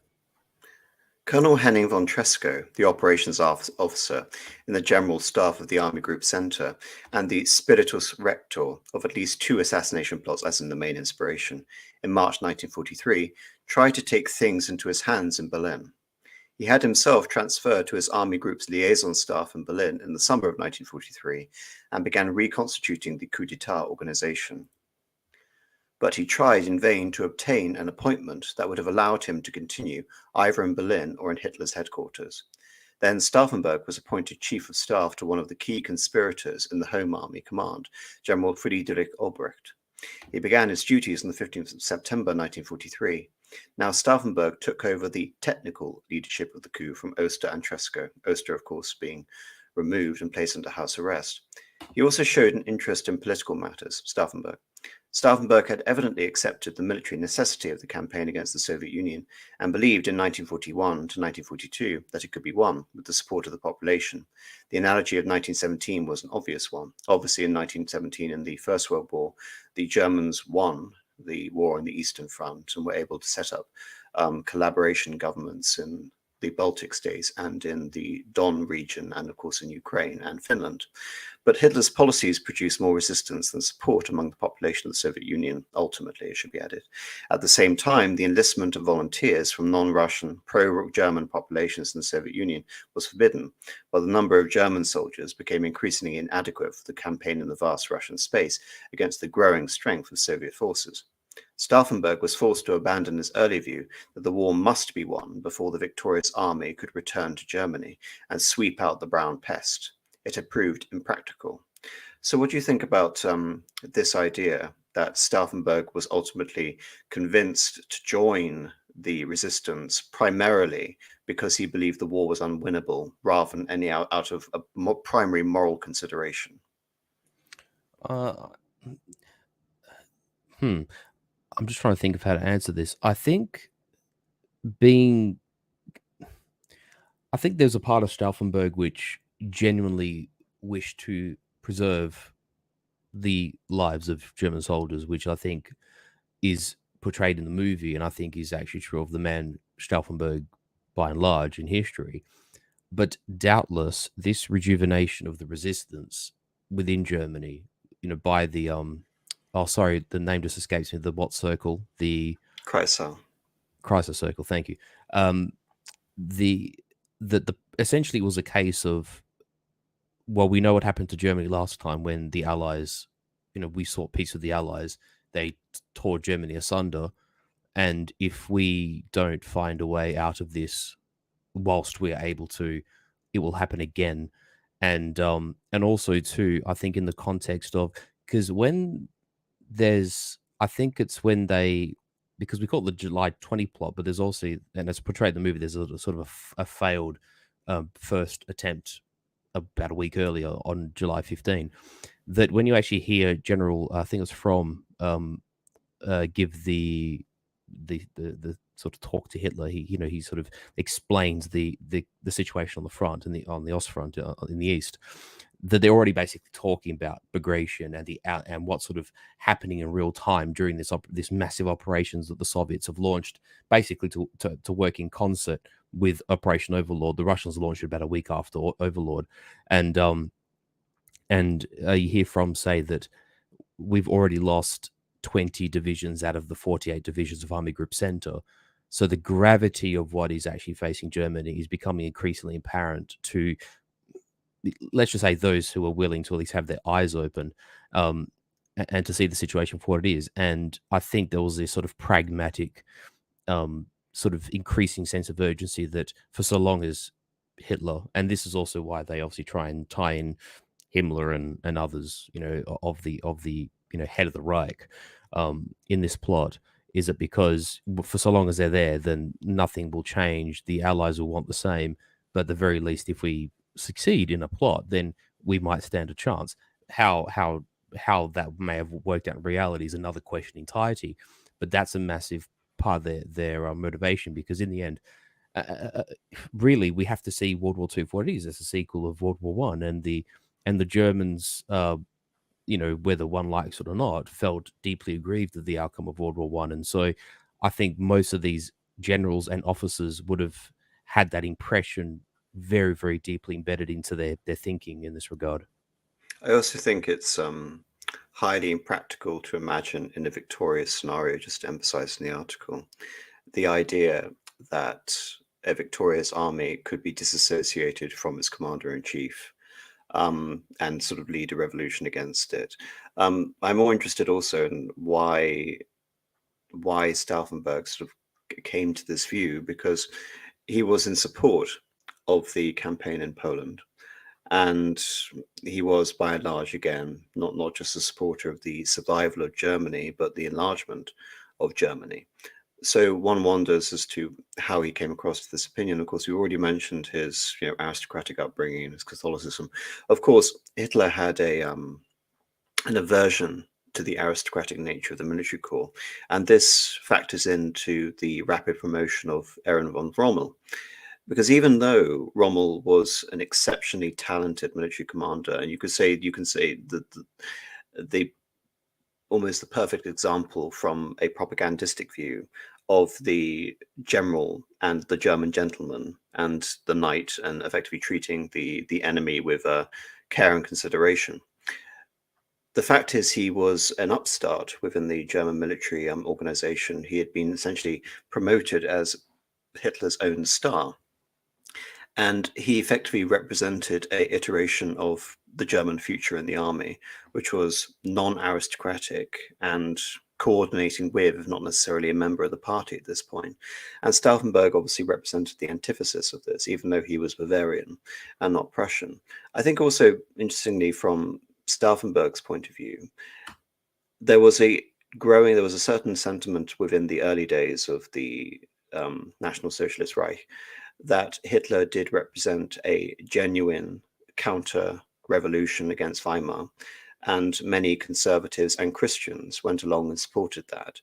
But as the war in particular intensified, and you can say the more esoteric anti-Christian elements came to the fore, especially you can say the rise of the SS and Heinrich Himmler, it became apparent that what they thought of Hitler as some sort of revival of the idea of the sovereign, which is, if anything, reiterated in the change of the oath itself, the oath that the soldiers took, that this didn't represent a sort of genuine restoration of some form of the Kaiserreich as it existed before the First World War.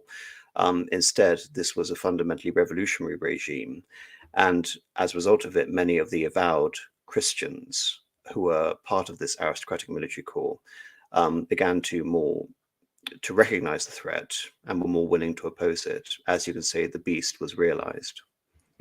Quite. And actually, we sort of went here at the start of the conversation. I didn't get a chance to actually put it in there, but I think, say, if you consider the old Prussian aristocracy, the Junker class, and the old Prussian officer corps. I mean, and we've said on several streams before, but if you look at commanders who led troops under Frederick the Great, there's a von Manstein, there's a von Kleist. The von Moltkes go back at least 100 odd years before the world wars take place. Some of these lineages are very old, and they're very much an ingrained part of not just the Prussian psyche, but the German sort of psyche writ large. And then, as obviously Germany unified, you had these other areas of Germany, such as Bavaria, like you said, the Stauffenbergs, who were sort of Catholic Bavarian blue-blooded aristocracy, sort of enter into the fold of the the German monarchical hierarchy, and the army, of course, by extension. All these groups that you've mentioned probably would have seen the rise of the Nazis and the success of Hitler as something of, well, we both hate the same thing, and therefore this alliance of convenience works. But then, like you say, when they sort of realized what it was, in its entirety, some of these officers with, more, maybe shall I say, Christian sentimentalities or beliefs, convictions and principles, which were divergent from that of the the real, shall I say, hardcore National Socialists, the real ideologues of the party and the regime. That's the breaking point, I would say. Just to emphasize, the one point in which most of the military resistance and the Germans were agreed was in the removing of the humiliation, the stain of Versailles, the restoration of the German armed forces, and the restoration of Germany's territories. There was a slight fluctuation between the idea of restoring the Kaiserreich, in which case you would have a campaign focused on Poland, and of course the pre-war expansion of Germany instead focused on the Anschluss, the restoration of Austria and the Sudeten Germans, basically the Austro-Hungarian Germans, with a new conception of the German Reich, something that hadn't really been conceived since the German Confederation and the Holy Roman Empire. But it's interesting to consider that this fact is completely omitted from the film, that they were agreed that Germany must be sovereign, there must be the army as some sort of bulwark of social stability, and it must be an enlarged Germany, which doesn't suffer the same fate as Versailles. Which as the aims of the plotters, if you actually sort of look into stuff that's written about them since the end of the war, many of them had this conception of, do we negotiate with the Allies for a restoration of the 1939 borders with adjustments? Do we have the 1914 borders? Do we actually request or demand what the Germans would call a Grossdeutschland, a greater Germany with Anschluss intact, with the Sudetenland either partitioned or integrated into a new post-Hitler Reich? I mean, there's all these variations of what people's vision was of a post-Hitler Germany, many of which would have been sort of completely unamenable to the Allies. But that's always worth considering. Yeah, so I'll just finish off this paragraph, then I'll get your thoughts on this, Hat. The recognized leaders of the conspiracy, Beck and Girdler, insisted on its political character and opposed tendencies to military dictatorship. Consequently, they wished for a strict separation of technical and political preparations. This was accomplished imperfectly. Girdler visited and wrote to senior commanders at the fighting front. Von Stauffenberg had close contacts with Helmuth James Count von Moltke and with Moltke's Kreisau Circle, with Dr. Adam Todt zur Solz in the Foreign Office, and with the socialist Dr. Julius Leber. Girdler wrote in prison, having been sentenced to death and awaiting execution, that he had met Stauffenberg in the autumn of 1943, and that Stauffenberg later turned out to be a wrong-headed fellow. He also wished to involve himself in politics, Stauffenberg. I had a high regard for him, said Girdler, and yet I had a number of clashes with him. He wanted an unclear political course in association with left-wing socialists and even communists, and he made my life through arrogant obstinacy, difficult through arrogant obstinacy. Now, this is interesting. We can't, unfortunately, get into it really in the article, but the article goes on to emphasize the difficult split between the left and the right, i.e. a physical left and a physical right, i.e. those gravitating towards a more democratic Germany, or those gravitating to what they considered to be a ancient pan-German and Russian alliance, which harkened back to the time of the Tsars, as interestingly as that sounds.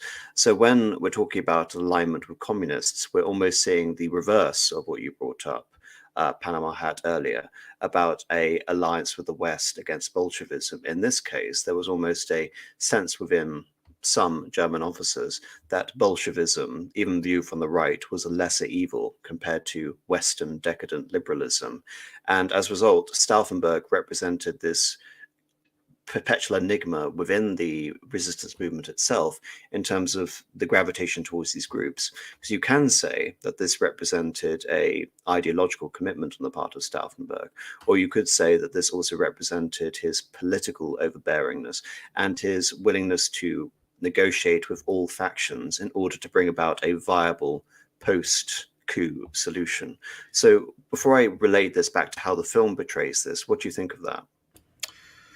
Well, I mean, my main thought is, well, I mean, at the point this takes place, how realistic is a kind of Russo-German and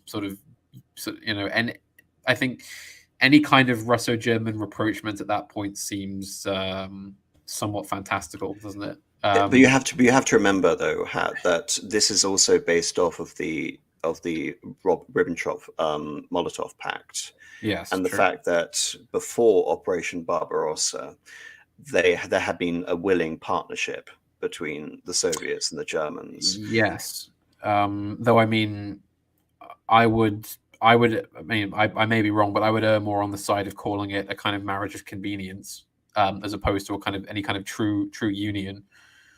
No, I mean it's interesting. I mean, just again viewing this, I mean, you have to also consider that Stalin did represent a return to the right. I mean, in this sense, yes. You know, many believe that he had betrayed international socialism by Russifying the Soviet system, and by extension, basically creating a Russian autocracy or making himself the Red Tsar.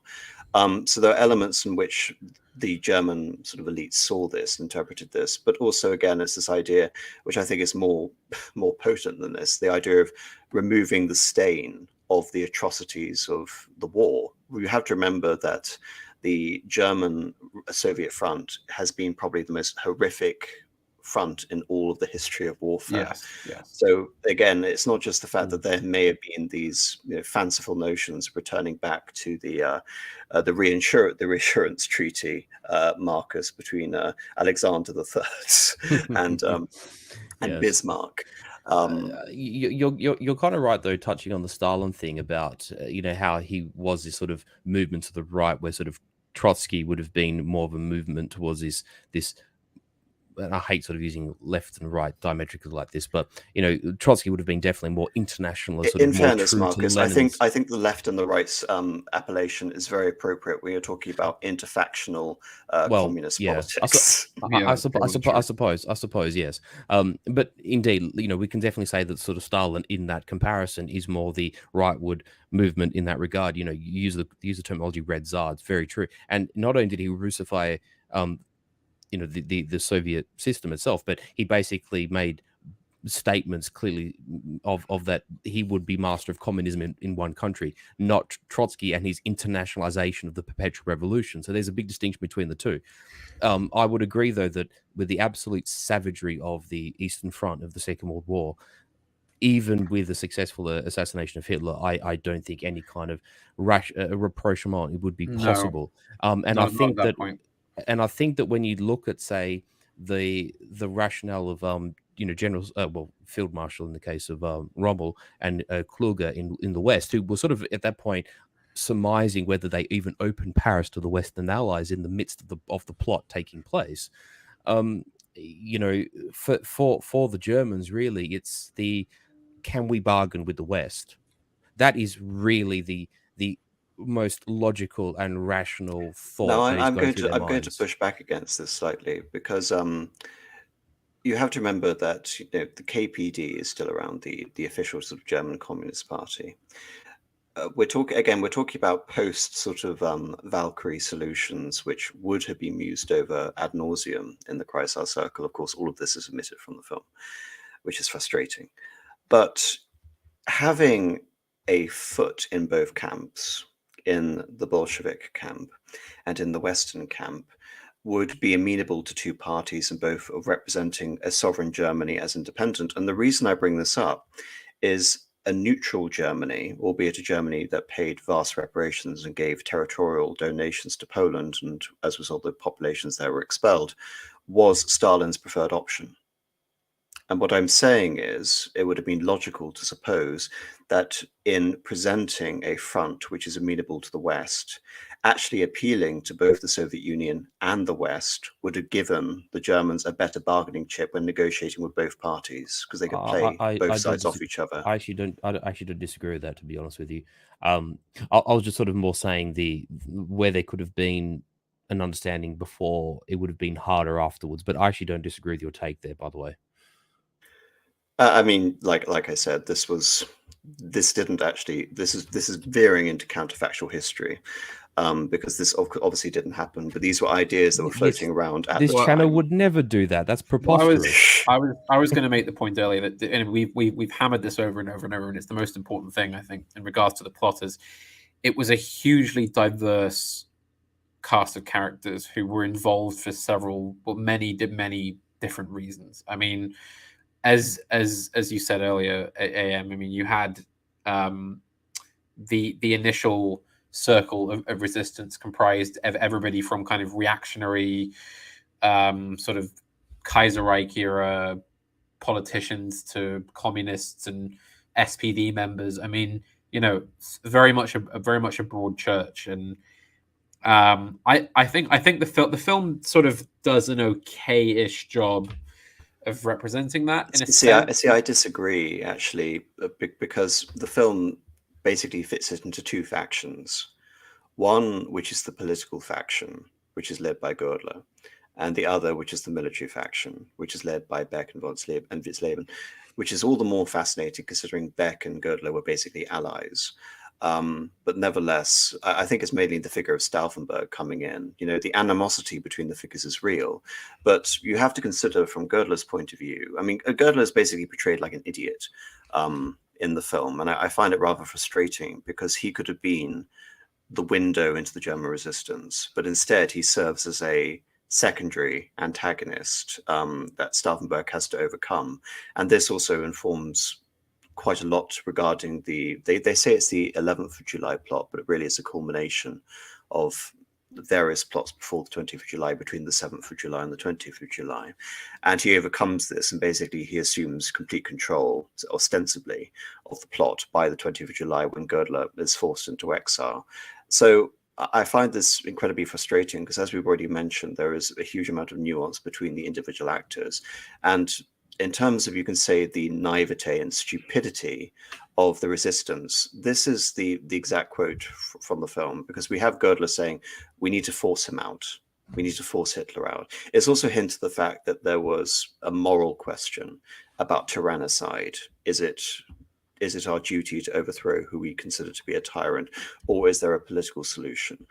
Solutions being mulled around with the idea that Girdler would actually have a one-to-one with Hitler and convince him that his course was awful and, he should step down, as ridiculous as that sounds.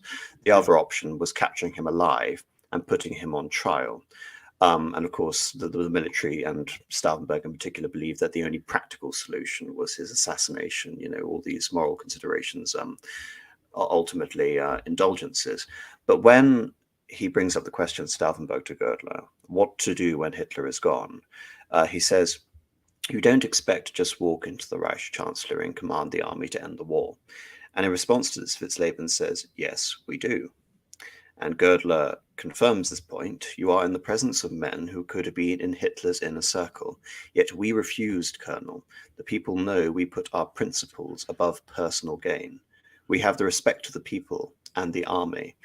And against this, Stauffenberg is a proponent of realism, and Tresco sort of defends the motivations of the resistance, saying that an assassination would be a demonstration to the world that we were not all like him. And this is the real quote from Tresco.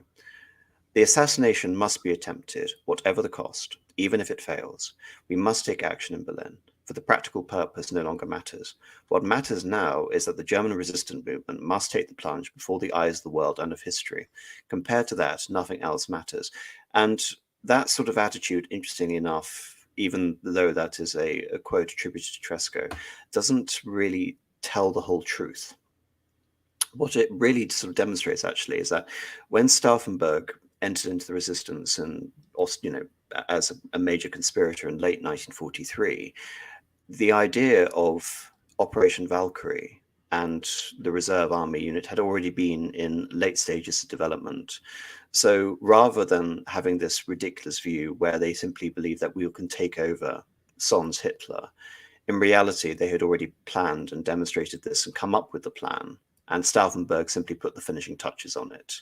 Like I said, he provides decisiveness to this organization, but he is not its, you know, principal source of inspiration. There is one tiny reference in the film saying we've already considered Valkyrie, it isn't suitable. And then Tresco basically unleashes the Stauffenberg plan. But no, it should be emphasized that Tresco and Ulbricht deserve more of the credit than the film gives them. Essentially, what the role of Tresco here is less of a chief conspirator, along with Oster, who, as Marcus, you mentioned, is casually brushed aside. He's almost displayed as a mentor, facilitating Stauffenberg's, you know, you can say conspiratorial genius in this regard. Indeed. And he doesn't play a central role in the plot. And of course, he's sent off to the Eastern Front again. He's simply there to facilitate Stauffenberg and give him the confidence and the necessary authority with which to oppose also Girdler, who is going to make, you know. Yeah, which is where the scene in the forest is interesting with the typist, because there's sort of this, you're quite right, this sort of more mentor kind of role. And when Tresco says that he announces that he's being sent to the front, and that this is sort of Stauffenberg's thing now, and you get this impression that Stauffenberg who's essentially rewriting the Valkyrie military order in order for that when they do put into effect, it's put into effect in a way that, you know, works in their favor. Whereas in fact, in reality, it was von Tresco who did the heavy lifting in terms of you know, the reordering of and the reconstitution of the Valkyrie plan, rather than von Stauffenberg himself. And again, in terms of film tropes, how does Stauffenberg get this idea? Of course, he's listening to Wagner. There's an air raid siren, and they all go in the bunker, which of course is to emphasize again that there is a sense of urgency regarding this. But as they're in the bunker, we hear the cavalcade of the Valkyries as part of Wagner's Die Valkyrie, and this, of course, you know, those trivial moments where the light bulb sort of comes up over someone's head. No, in reality, it didn't happen like that at all. This was already very cinematic, though. Yes, I love that tracking shot of the camera directly above the vinyl playing. How it sort of starts to spin with the record until it matches the speed. And of course, there's that, I believe, fictional but still quite wonderful quote by Hitler later on when he says, "You cannot understand National Socialism unless if one you don't understand Wagner." well, this is again to try and give the film a sense of, you know, an elevated theme. Valkyrie is both the name of the operation and it is the central motif of the film. Yes. The protagonists are damned in the classic tragic sense, and they are to be redeemed by the heroic deaths. Yeah, they're not literally spirited away by the Valkyrie to Valhalla, but in the film's case, they are spirited away by posterity and the verdict of history, which Tresco makes rather obvious, rather than explicit mention of heavenly salvation. In the case, you know, God said to Abraham, "I will spare Sodom if you find 10 righteous men." In the case of Germany, it'll come down to 1. And of course, when Hitler provides that exposition on the Valkyries, you know, "Do you know your Wagner, Colonel?" He then goes on and he is describing the fate of his would-be assassins. So there is a sort of wonderfully poetic moment in that. And it also brings into question the portrayal. Is it what's his name? He played Cicero in David Bamber. David Bamber. Yeah. David Bamber. I find this portrayal fascinating because, as you say, this came out after Downfall. And who was the actor? I can't quite remember. Bruno Ganz. Bruno Ganz. Bruno Gantz's portrayal couldn't have sort of escaped notice for this film. And yet the portrayal of Hitler in this film is far more reserved. And I said it to Marcus just before we came on. He almost seems vacuous. He almost seems to be depersonalized. Almost void, like just he feels empty, like a shell almost. Yes, as if he were a representation of another one of the film's central points, which is the idea that no one is willing or able to do what is necessary. And, you know, who is it? Stauffenberg even brings this up before From. You know, when there is no clear option, the best thing is to do nothing, says From. Again, talking about this idea of, you know, blind sort of acquiescence to damnation and fate, or changing the course of history, which is another sort of central element to the film. And Hitler, if anything, is personified as that. And fascinatingly, therefore, it is, you can say, the presence of Hitler through imagery and through the regime, which is the enemy, rather than the person of Hitler himself. It's simply the representation of him, which I find, again, rather tasteful. It struck me as, you know, Hitler seemed physically sort of ill at ease and mentally somewhat vacant. You know, and there's like they mentioned the recently occurred Normandy landings, and he has to be kind of reminded as to what exactly that is. You know, he's, oh, what? Oh, well, yes, that. Yes, yeah. If I remember it exactly, he sort of says, you know, we have an amended version of Operation Valkyrie to facilitate the, you know, defense against the invasion.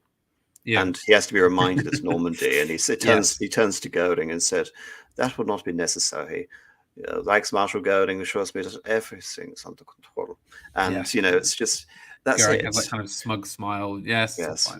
Well, I mean, there is also, the film has quite a lot, it puts a lot of weight on the importance of Hitler's inner circle. Because there's that line where he says, well, listen, if you kill Hitler and only him, then he'll probably be replaced by Himmler. And I think the line is that'll be like replacing a madman with a lunatic. And of course, you know, that so. And I think you mentioned the kind of the theme of sort of inaction from the top. Hitler seems to be almost kind of kept in the dark by his inner circle, like a kind of cloistered Chinese emperor, you know, who's being kept not really kept. Well, the funny thing is, the Gantz interpretation is the complete opposite of that. Yes.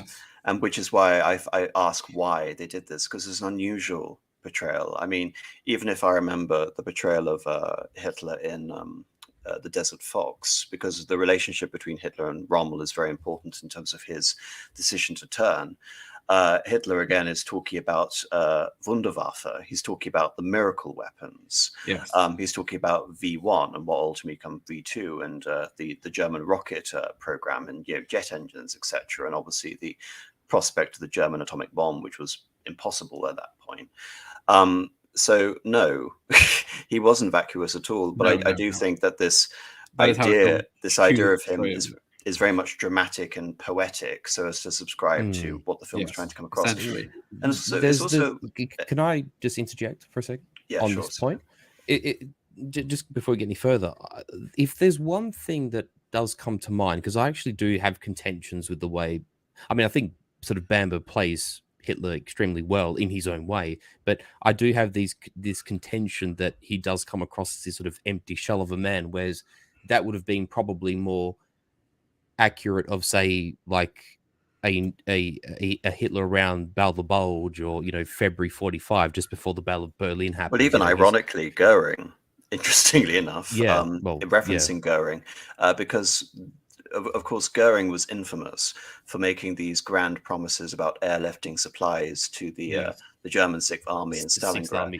And after that, Goering, along with his many demonstrations that the Luftwaffe can defeat Britain single-handedly, and it'll be a Nazi party victory because the Luftwaffe is our creation. It is not the creation of the Prussian kingdom or the Prussian aristocracy, etc. It was their baby compared to the Navy or the Army. All of these grand plans have fallen by the wayside, and by late 1944, Goering is on his way out and has been replaced by Himmler and Goebbels.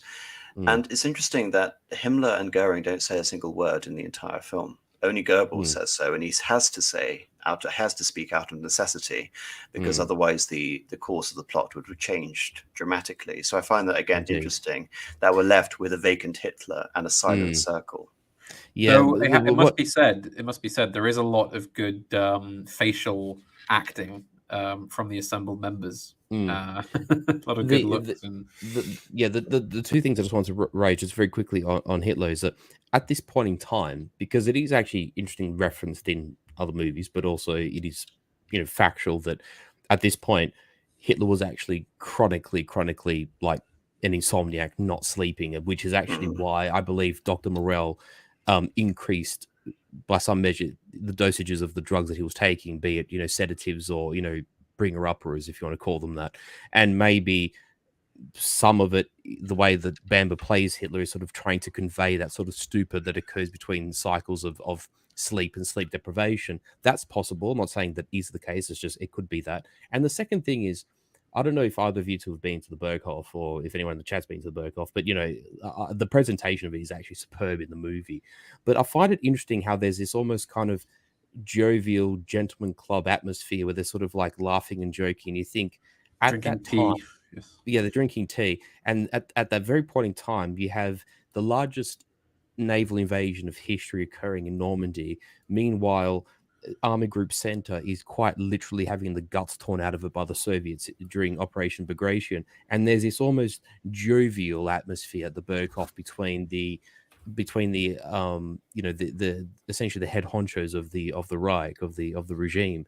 And it is quite jarring for people who know what's actually happening at that war at that time. The way, given that it's portrayed that way, it's quite startling. I'll just say that much.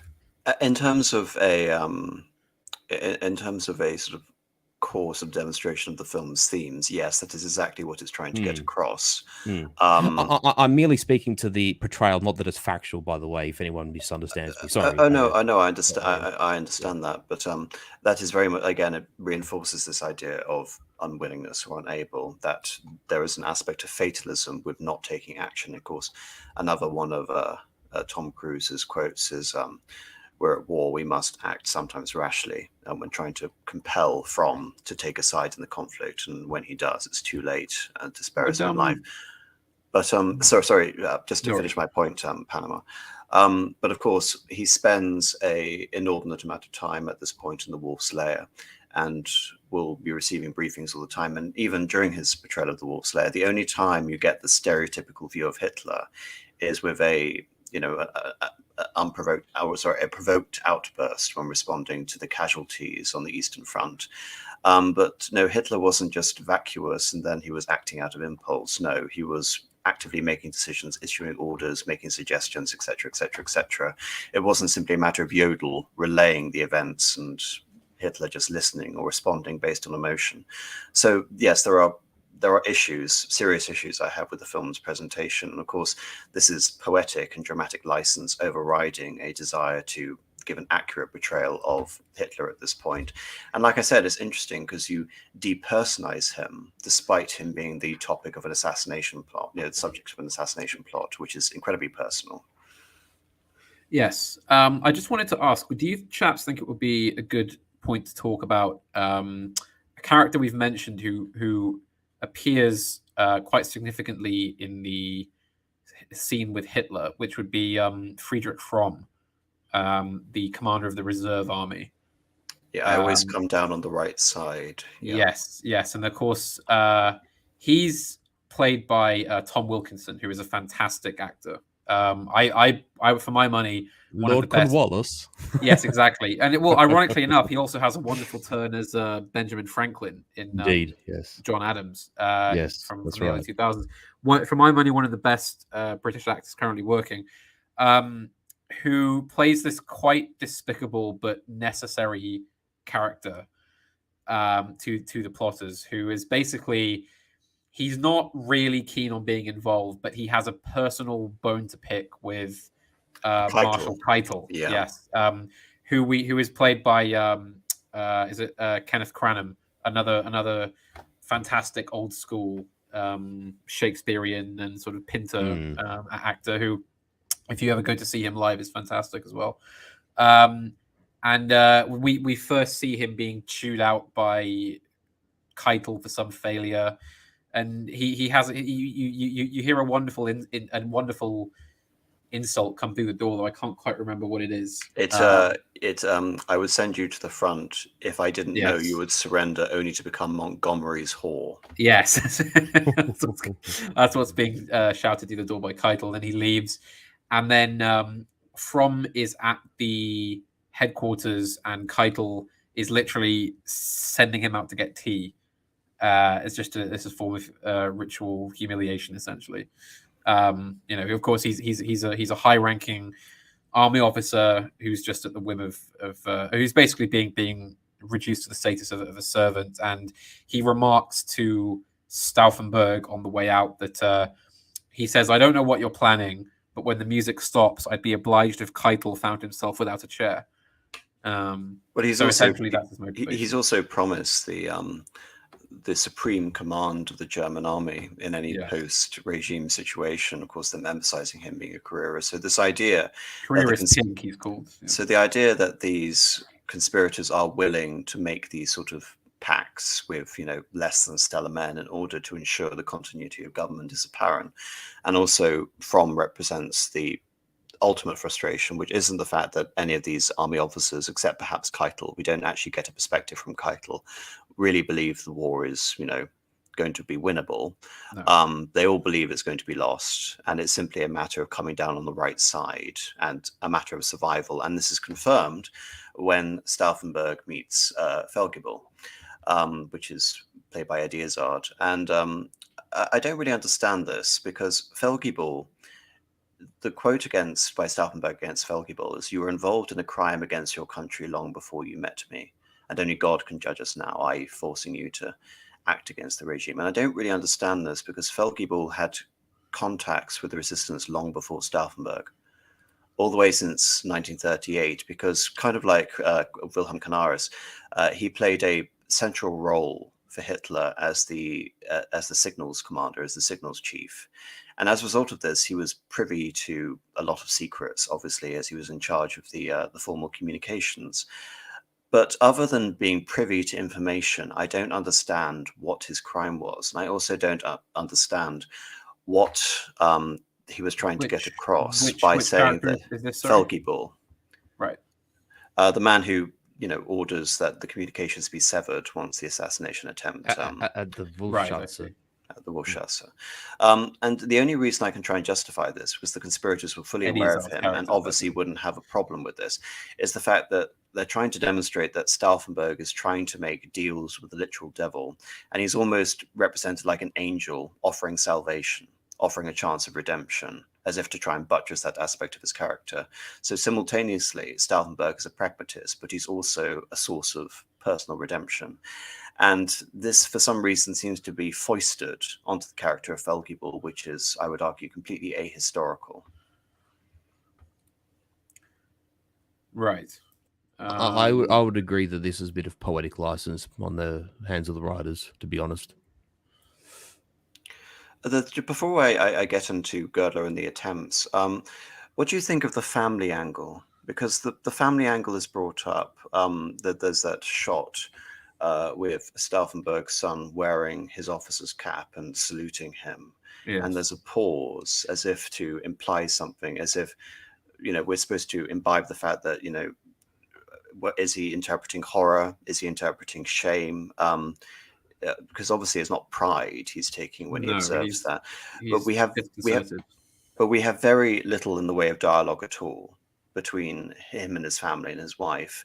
What do you think the film was trying to go there? Because I think in terms of the direction, they were obviously trying to hint at something substantial regarding his character, but obviously it's only hinted at. It's not demonstrated through any dialogue.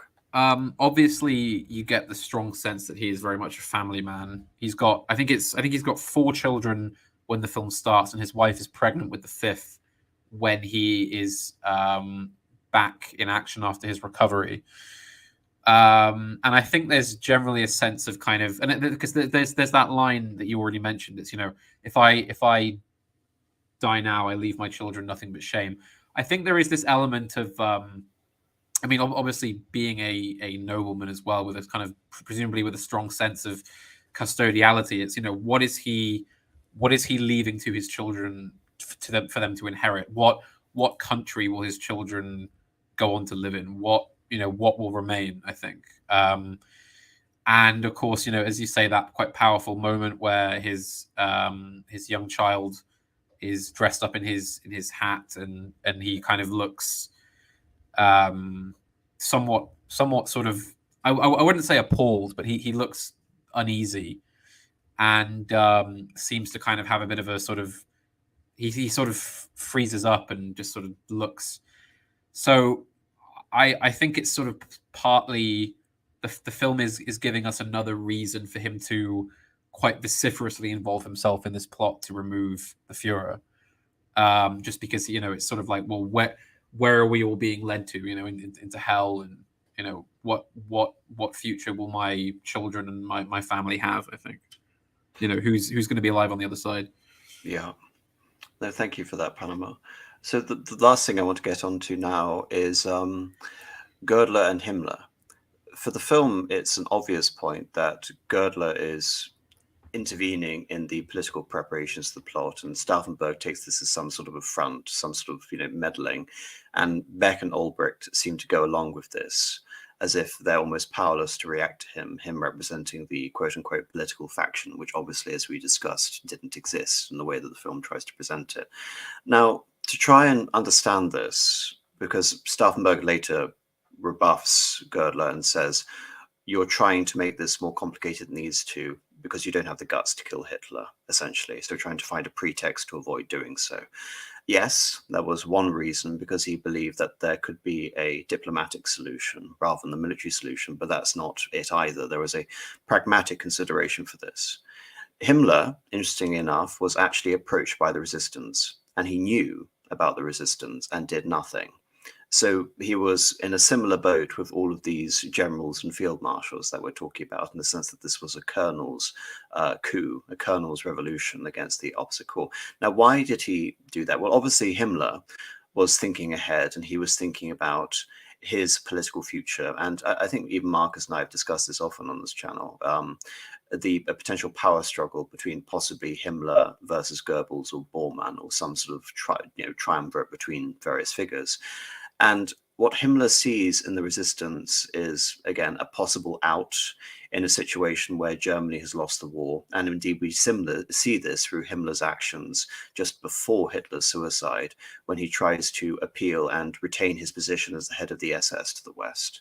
So Himmler, despite being, ostensibly a convinced fanatic, was very politic when it came to his own survival and the survival of the SS.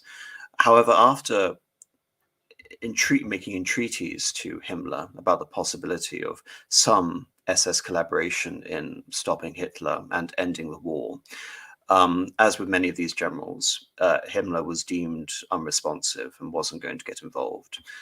However, the result of this, therefore, was seeing that in any potential situation in a future Germany, Himmler would have plenty of political cards with which to push back against a resistance-based government. And I've already brought this up, why I believe, if we're going to indulge in counterfactual history, the coup chance, even had it succeeded in taking control of Berlin, was very unlikely to be able to offer a united government to negotiate with the Allies, because Himmler represented his own political power base with his own virtually private army, in the sense that the National Socialist government was almost feudalistic. It represented all of these competing constituencies with overlapping authorities.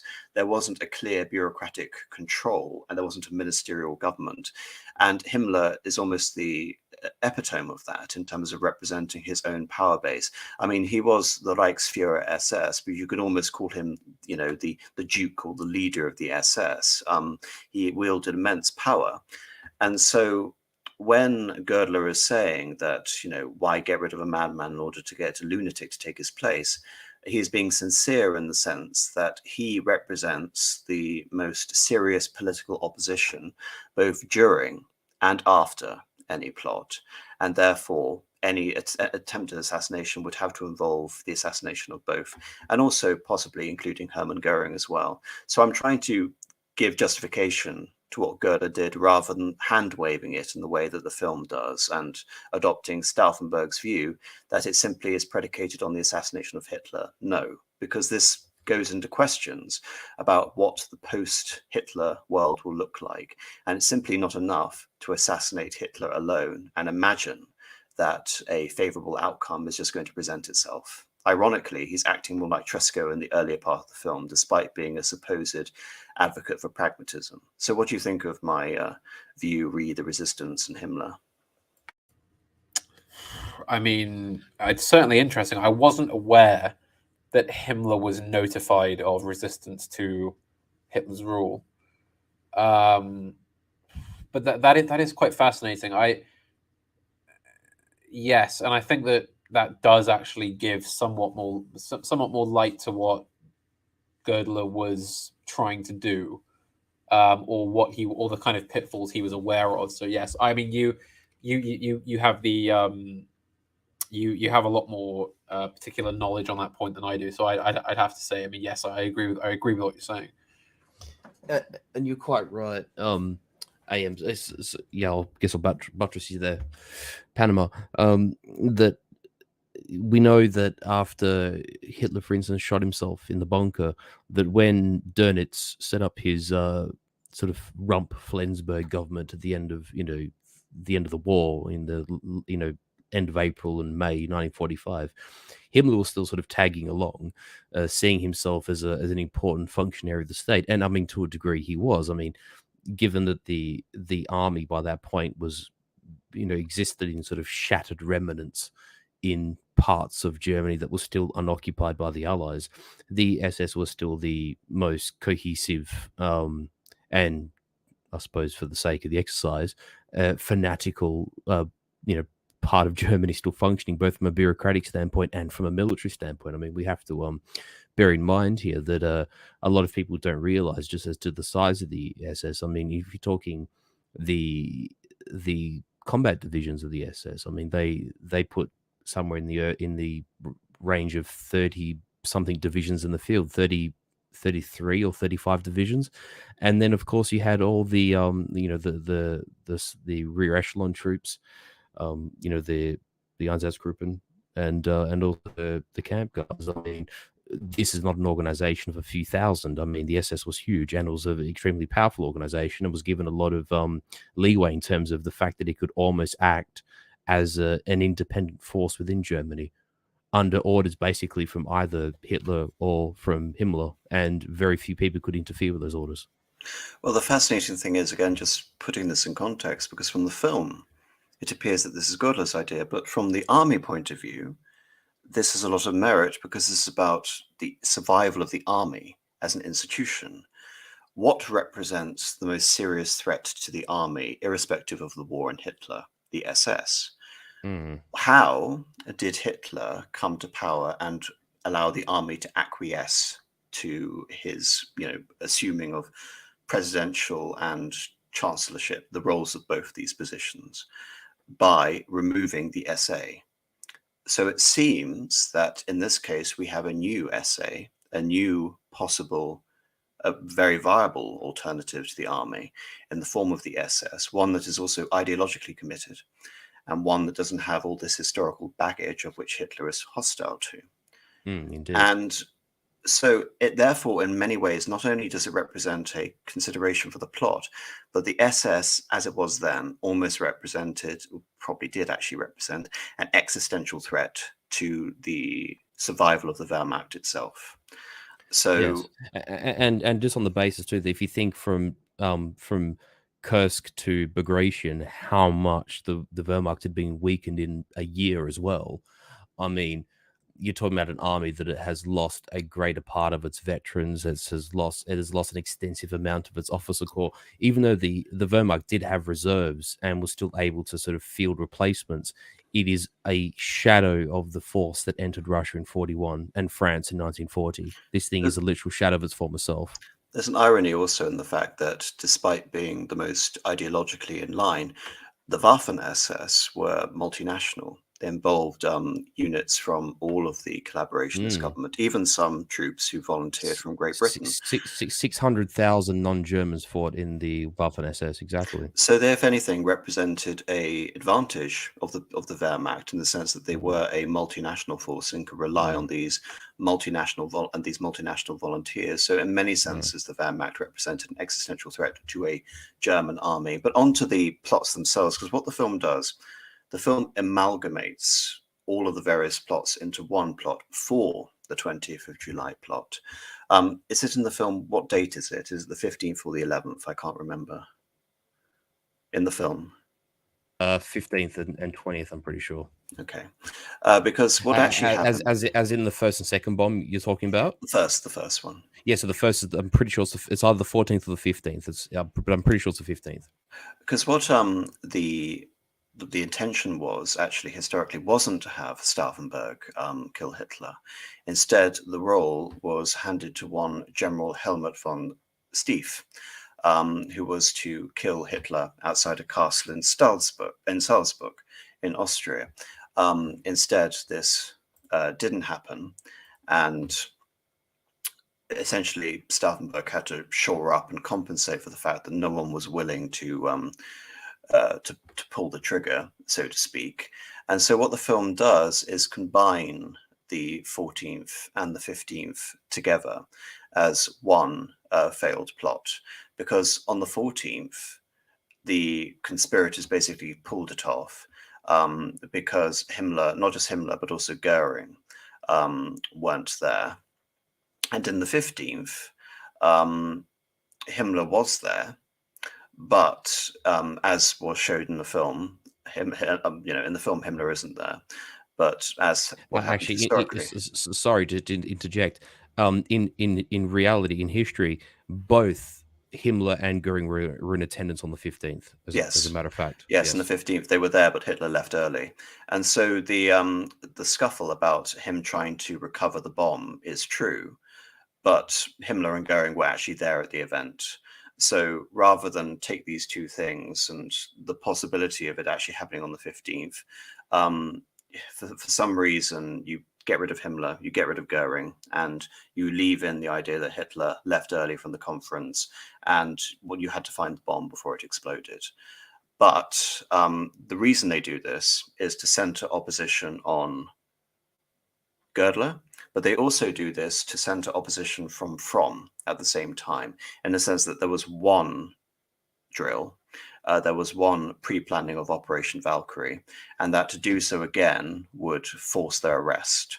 So again, it adds impetus in the film that the 20th of July plot was the last time that they could put the reserve army or the replacement army on standby without having them all arrested. Yeah, because in the film, General Fromm basically emphasizes that were it not for some reason or other, the mobilization of the reserve army and the sort of the so-called drill could have cost him his commission as general of the replacement army. So yes, he states that in the film. Yeah. Yes, and it's consistent with his characterization that he is a careerist. But of course, this is an oversimplification, and the real sort of motivation was the threat of a Gestapo, essentially, mass arrest. This wasn't necessarily true, but it was a fear of a Gestapo mass arrest that they had been discovered that provided the final impetus to finally commit the plot on the 20th of July. Now, regarding the actual sort of events of the coup, I have very little, because again, this is where we sort of leave from history and it becomes an action, it becomes a thriller.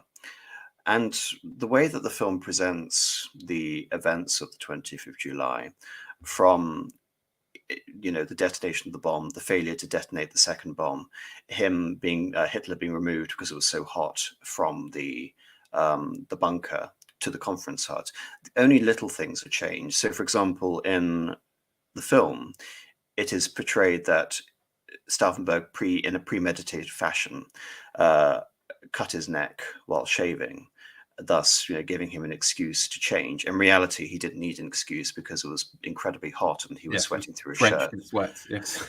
So little things like that would change. I think, if anything, it's more dramatic to do it the way the film did it. I mean, I don't think any serious historian would critique something like that. Exactly. I mean, these are little things just to make Tom Cruise look more sort of menacing, rather than having dripping with sweat. And also, let's call it an innocent embellishment for the sake of plot, like it's not a perverse sort of misrepresentation.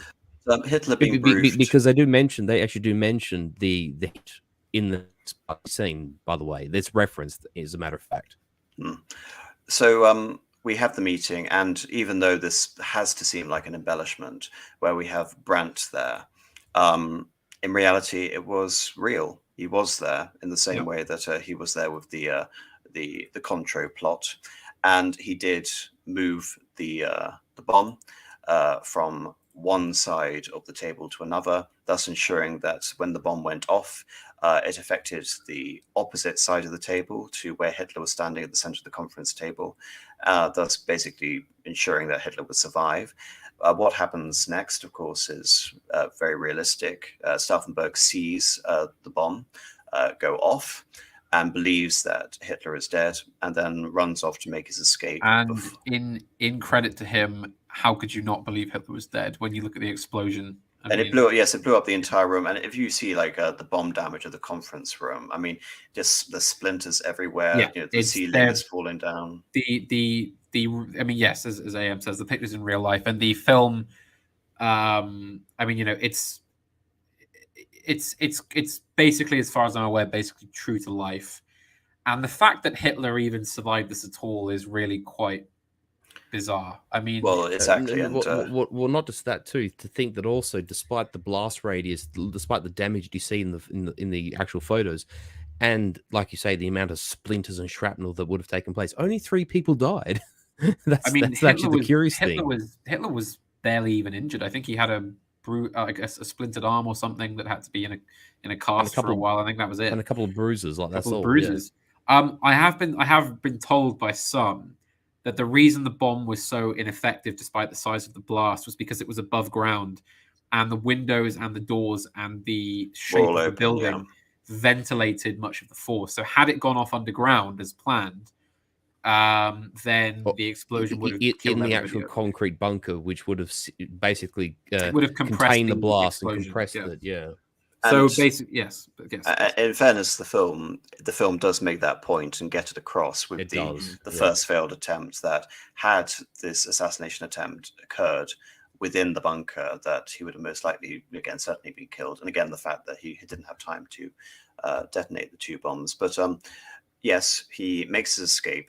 And here we get to, you can say, the most significant alteration, which reflects very poorly on Ulbricht, which is when Felgebel finally contacts the War Ministry. He's not actually contacting Ulbricht directly, but he's contacting the signals general at the Bender Block, who is also in on the conspiracy. And it's not a matter that they basically don't understand what he says. They understand what he says. He says, "I regret to inform you there's been a terrible tragedy. The Führer is not dead," was explicit, because he sees him as he's coming out of the block. Instead, in the film, it's portrayed that essentially the information cuts out as he's about to tell if Hitler is alive or not. And so, from Ulbricht's point of view, Ulbricht now believes that the plot has failed because Hitler is in fact alive, as confirmed by Felgebel. And that therefore makes Ulbricht's motivation a lot more understandable than with the ambiguity which the film tries to get across. And I think the reason why the film does this is pretty obvious. With the ambiguity, we are left, as an audience, we are left with the impression that Hitler could be dead. And it doesn't seem that the plot is doomed to failure at the beginning. Because what this film very sort of cleverly is able to get across is an atmosphere of possible success, even though as we talk more about the subject, we actually see that the obstacles are seemingly insurmountable for them to overcome this in order to pull off whatever they wanted to achieve. In this case, peace in Europe. Obviously, that wasn't the overriding aim. But that is, in the film, the ambiguity, not the declaration that he's alive, is given as a reason for Ulbricht not putting the reserve army on hold. And again, he has that other, sort of Damocles hovering over him, in the sense that he believes that Fromm will arrest him if this doesn't go ahead as planned. And because the assassination attempt failed, that, again, possibly this whole exercise needs to be put on hold indefinitely, and to commit them would be to basically implicate them all in an assassination plot, which is what happens. So Stauffenberg arrives in Berlin about 3.5 hours later after the attempted assassination attempt. The assassination attempt, and he basically assumes control of the situation. We have the meeting with Fromm, which is, again, true to history, in which Fromm is able to contact the Wolfslayer, not through the official communications, but through, I believe it's the SS, the SD. Basically, Himmler, again, talking about Himmler's own independence and autonomy. Himmler has his own communications line. So it is the SS communications line which ensures that the Wolfslayer is not cut off completely from the outside world, because we don't know, when we basically hear that as an audience, we believe that Felgebel has betrayed the conspirators, that he's switched sides, even though we clearly see that he's dismantled all the communications and orders them to do so. So we are left in the dark as opposed to exactly what's happening. But the message comes through that Keitel has, deduced that Hitler has survived, tells Fromm that this is another failed attempt. And we also see the driver of Stauffenberg and von Heffen, who relays the fact that they left in a hurry and are probably, definitely involved in the attempt to assassinate Hitler. Any sort of points you want to make on the general overview of how things go down in the film in real life? I thought the driver, well, he's Stauffenberg's adjutant at large, but he features prominently as the driver who carries him away. I thought it was quite interesting because he doesn't do a huge amount, but he's given a quite important scene where Stauffenberg brings him in. I believe this is meant to be the first time they've met. He's been randomly sort of assigned to him. And Stauffenberg, basically in guarded language, tells him, we're basically on a plot to kill the Führer or stage some kind of coup. Is this von Heffen, the lieutenant? Yes. Yeah. And he kind of there's a picture of Hitler on the wall, and he looks up at it with some consternation, and then basically agrees to be in on the plot. There's a horrible grammatic error which I can't overlook in that. Yes, it's the portrait will be unhung and the man will be hung. Hanged. Yes, it's hanged. Yes, this is one of the most common errors in the English language. Everybody always says that somebody is going to be hung. No, hung has different implications. No. I'm saying that that's the confusion. Rather, yes, hanged. People are hanged. Yes. I agree. I actually now that you mention it, yes, that irked me. Actually, yes. Each and every time you watched it, Panama, every time. Well, I mean, it's just, I'd exercised it from my mind probably, but yes. Anyway, sorry, the autism.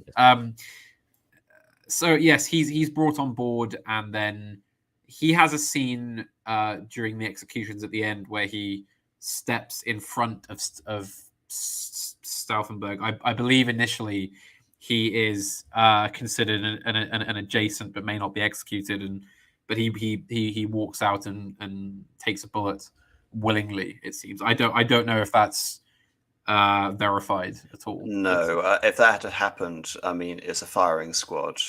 He would have been killed anyway. Well, I mean, yes, and prisoners aren't generally allowed to just walk around scenes of execution like that. So no, but it's meant to be a nice sort of demonstration of von Heffen's, unyielding sort of faith and fidelity to the cause. Even though all the other characters, sufficed with. I think I'm more interested because I'm to Stauffenberg himself, because he was, if anything, portrayed as a loyal adjutant. So I'm rather frustrated with the general characterization of Ulbricht. And again, I think it's confirmed with Bill Nye at the end, the fact that he's cowering, he's not looking them in the eye, and Stauffenberg needs to tell him that you have to look them in the eye. I mean, he's a high-ranking general in the replacement army. The idea that he would be cowering before, a firing squad, and all the lower-ranking officers, the lieutenant and the major, who is the bomb expert, all do it, with aplomb, including Stauffenberg. I just don't know what they're trying to do with Ulbricht, as if they're trying to implicate him in the ultimate sort of failure of the plot. It seems rather obvious when he apologizes. But before we get there, we see the plot supposedly succeeding despite the huge failure from Ulbricht and the delay to the plot. We have Beck and all the conspirators and I was just on Ulbricht as well. It's worth mentioning that, like a lot of his peers, the men who became generals for the Second World War, I mean, he was a World War I veteran. I mean, the man fought in the 24th Infantry Division and survived the First World War. To sort of portray him as sort of being this sort of, shrieking sort of violet of a man in a uniform is, I dare say, unfair. Actually, no, I'm sorry. He commanded the 24th Infantry Division. He didn't serve in it, but he did serve in the First World War, is what I'm saying. Yeah, but he was born in Leipzig, I think. So, yeah. But it's bizarre, is what I'm trying to make across. Yes, it is. It is very bizarre, and it's unbecoming of the man. That I agree with you. Based on what I've read about the making of the film, I think that something was amiss, basically, with Bill Nye's process of developing the character, where he took a far too he took a far too sympathetic, I suppose the sort of the word would be, but so to speak. But yes, but as you say, it doesn't really make sense, because this man is a career military officer of high birth, who was also a member of a secret conspiracy to overthrow the government, with significant battle experience under his belt. I mean, I find it hard to believe that a man who has seen war up front would cower in front of a firing squad that he was expecting to face anyway. So it just seems. I agree. I think they make him. Yeah, they make him look. They make him look irresolute, unfairly. I think it's fair to say. I think it is unfair. I agree with you, AM, that it just makes you ask all through the film, well, why is this man doing any of this? If this is who he is, And I think it's done cynically to prop up Tom Cruise's character. But again, Tom Cruise's character at this point doesn't seem to actually have a flaw. I mean, the closest thing we have to a flaw, he's Clark Kent. He's Superman. Yes, he's Brian Bloody Singer. Anyway, but no, the closest thing we have to a flaw is when Ulbricht is, again, pusillanimous. He's sort of relaying tentatively like a child about to be told off by his parent. We'd received no confirmation that Hitler was dead. And of course, Tom Cruise just, blasphemes, horrified. But that's the closest thing we ever see to like a vulnerability in Tom Cruise. And it's not his own failure. It's responding to the failures of his, nominal subordinates. I agree with you. There is a, again, from the kind of writer's point of view that I must look at this from, it's he well, I mean, the thing is, the part of the problem is, I would go as far as to say that he isn't really a character in the three-dimensional sense. Yes, he has motivations. Yes, he has to vaguely overcome the struggles of losing his hand and his eye. I mean, there's that, if I remember, isn't he kind of fumbling around with the shirt and the bomb when he's right about to do the attack? But as you say, it's not really enough. I mean, I know that, as I said, we've said, it's a very compact film, and it is pretty tight, and there isn't a huge amount of, there isn't any time really wasted. But it would have been nice for him to just have a little bit more to him. I mean, yes, it's a compact 2-hour thriller, but maybe it could have just taken its time a bit more. Maybe we could have seen, the struggles of being a Wehrmacht officer. But just think that there is a way to solve this, though, which is he is a Christian. Yes. His own implications of tyrannicide and having to kill someone, and the moral motivation for doing that, because he doesn't seem to have any qualms with it. Right from the beginning, he says, we must kill Hitler, and Girdler chides him, but we're not really on Girdler's side, because Girdler is portrayed as unnecessarily antagonistic towards Stauffenberg and demeaning to him to boot. So that was a very simple way of bringing to fore his Christian faith in a subtle way, which was relevant to the plot and added depth to him. And the reason they didn't do that is to avoid controversy in terms of recasting him as some sort of humanist icon with which a secular-minded international audience could easily relate to him. Yes. And obviously that is very frustrating. The ironic thing is the most controversial aspect of this film wasn't anything about the film itself. It was about Tom Cruise and Scientology. Yes, they were. I remember it was in the news at the time when it came out, the protests against the film because of Tom Cruise's Scientology. But yes, And of course, like we've already talked about the family being introduced, and it does provide him with extra motivation. But that's they sort of feel a bit like window dressing, and the relationship with his wife, who sort of appears and then.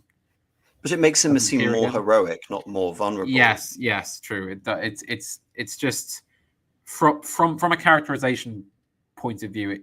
Yes, I agree with you that we would like more, but I suppose the main concern of the director was, as you say, one, making a main character that the broad mass of audiences would sympathize with, and two, basically his aim seems to have been to build a thriller primarily.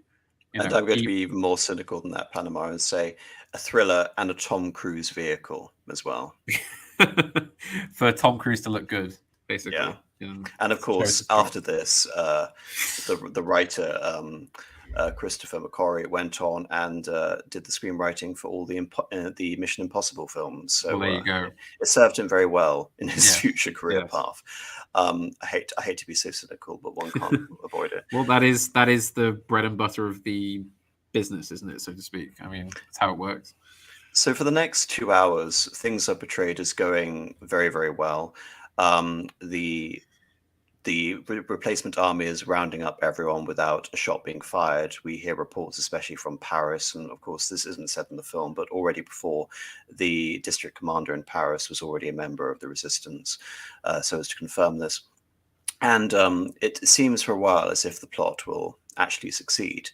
And we have Beck coming in. He's dressed in a civilian suit, and he says that this will be a movement of the people, etc., etc., etc. We're basically expecting a broadcast to be given in which the government will announce victory and the transition from one regime to another. And of course, on that point, they have all these scenes of what they're expecting to happen. So we do actually kind of see a successful version of events. Yes, we preview it. Yes, which I thought was actually quite a nice touch, because given that they're trying to make a kind of thriller, it gives us something a bit more to work with when we've already seen the events play out fictionally, and then of course we see everything play out again but go wrong. But but by sort of showing us the literal visual points to which through which they have to work, we're already sort of well aware of it when the time comes. So when the actual coup is put into motion, we're not going, okay, well, where's this, where's that, where's this? We're well able to keep pace with it. There's another little subplot which is going on, which is in the communications center, and them receiving the orders, the declaration that Hitler is dead, that a group of radicals in the SS are about to take over, initiate Operation Valkyrie. And as the coup continues, they are sending off increasingly sort of sporadic orders, and there are now conflicting orders, because the the Wolf Slayer has been able to re-establish communications. And at first, they send both contradictory orders through in tandem to arrest Stauffenberg and to arrest Goebbels. And of course, this hints at, you could say, the turning point of the film, in which who's the actor and also the historical character's name of the major who is at the head of the arrest of Goebbels. He's a famous German actor. He was also Fegelein in. His name is Kretschmann. That's the actor, and Rehmer. Thomas Kretschmann as the actor, Otto and Rehmer is the character.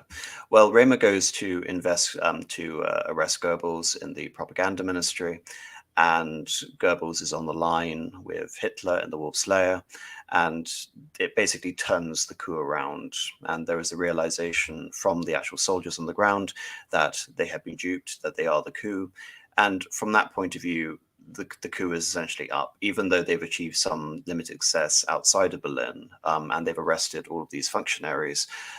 Now it is very clear that the jig is up, and this is very much demonstrated by what actually happened historically, which was when General Joachim von Kutzfleisch, the actor who played the announcer in Rome, I forget his name, is summoned to the Bender block. Everyone seems rather startled in the film that this is happening, as if he's broken in. In reality, he's been summoned there before refusing to accept Ulbricht's orders and accept Ulbricht's authority, knowing full well that Ulbricht is already removed from, rather than looking startled and about, and where is everyone? Why is Beck here?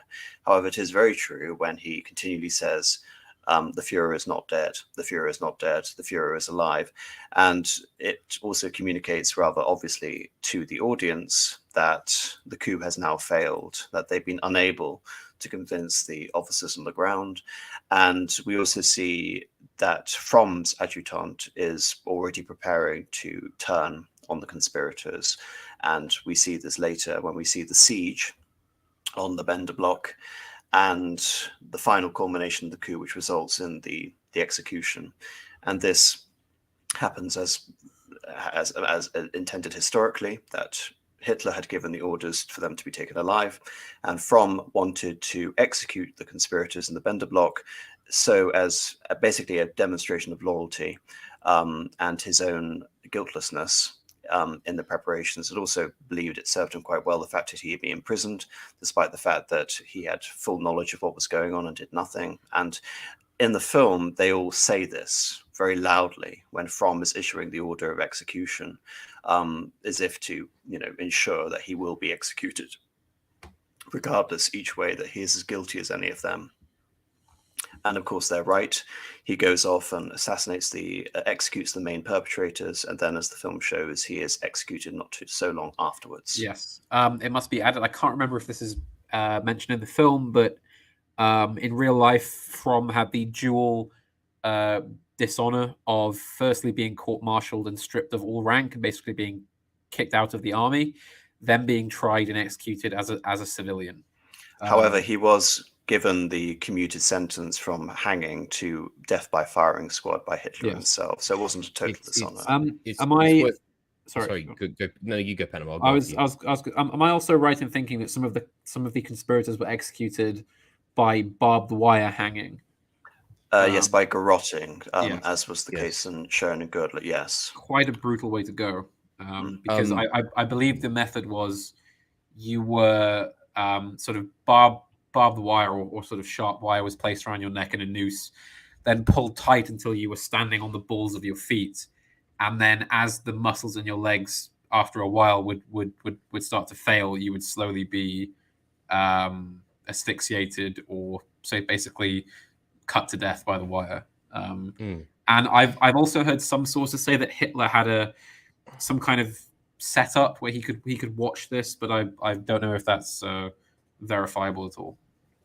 It's worth mentioning just on Fromm just for a second that interestingly enough, the one person in the leadership who was actually in Berlin, you guys were just mentioning the conversation between Goebbels and the officer. His name escapes me. the one played by Kretschmann, when he has a conversation with Goebbels. No, not.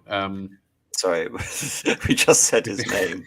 Yes, you did just Remmer, say Otto Ernst Remmer. Ernst Remmer. Yeah, Otto Ernst Remmer. That's right. That the Goebbels obviously was present in Berlin when this took place, and Berlin actually said to have said to Fromm that you have been in a damn hurry to get your witnesses below ground, and moreover, I think in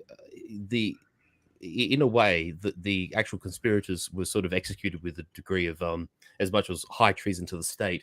Fromm had an even more ignominious charge, which was cowardice before the enemy, because he was not seen as a decisive agent against the plotters. He was actually tried for displaying, cowardice in the face of them, which for a general or for a military man is an even worse fate than just merely being a traitor. In all said and done, It was accurate. No, it was certainly accurate, but I'm just no, emphasizing the point. I'm agreeing with you. I'm trying to be semi-humorous and failing miserably. Yes. I also want to make a point about Otto Rehmer, because he's introduced in an almost sort of semi swimming pool way. Yes, in his personal pool, which has an enormous tiled swastika. As it's a very big windmill at the bottom. Well, what interests me is that surely, unless that's a historical site that they used, then they must have had to have constructed that pool for the film, which is very impressive if they did. Enormous tiled windmill underneath it, and he's sort of disturbed in his swimming by an adjutant who tells, because they actually run through the whole thing twice, don't they? They do a dry run and put the reserve army on alert, and then do it again.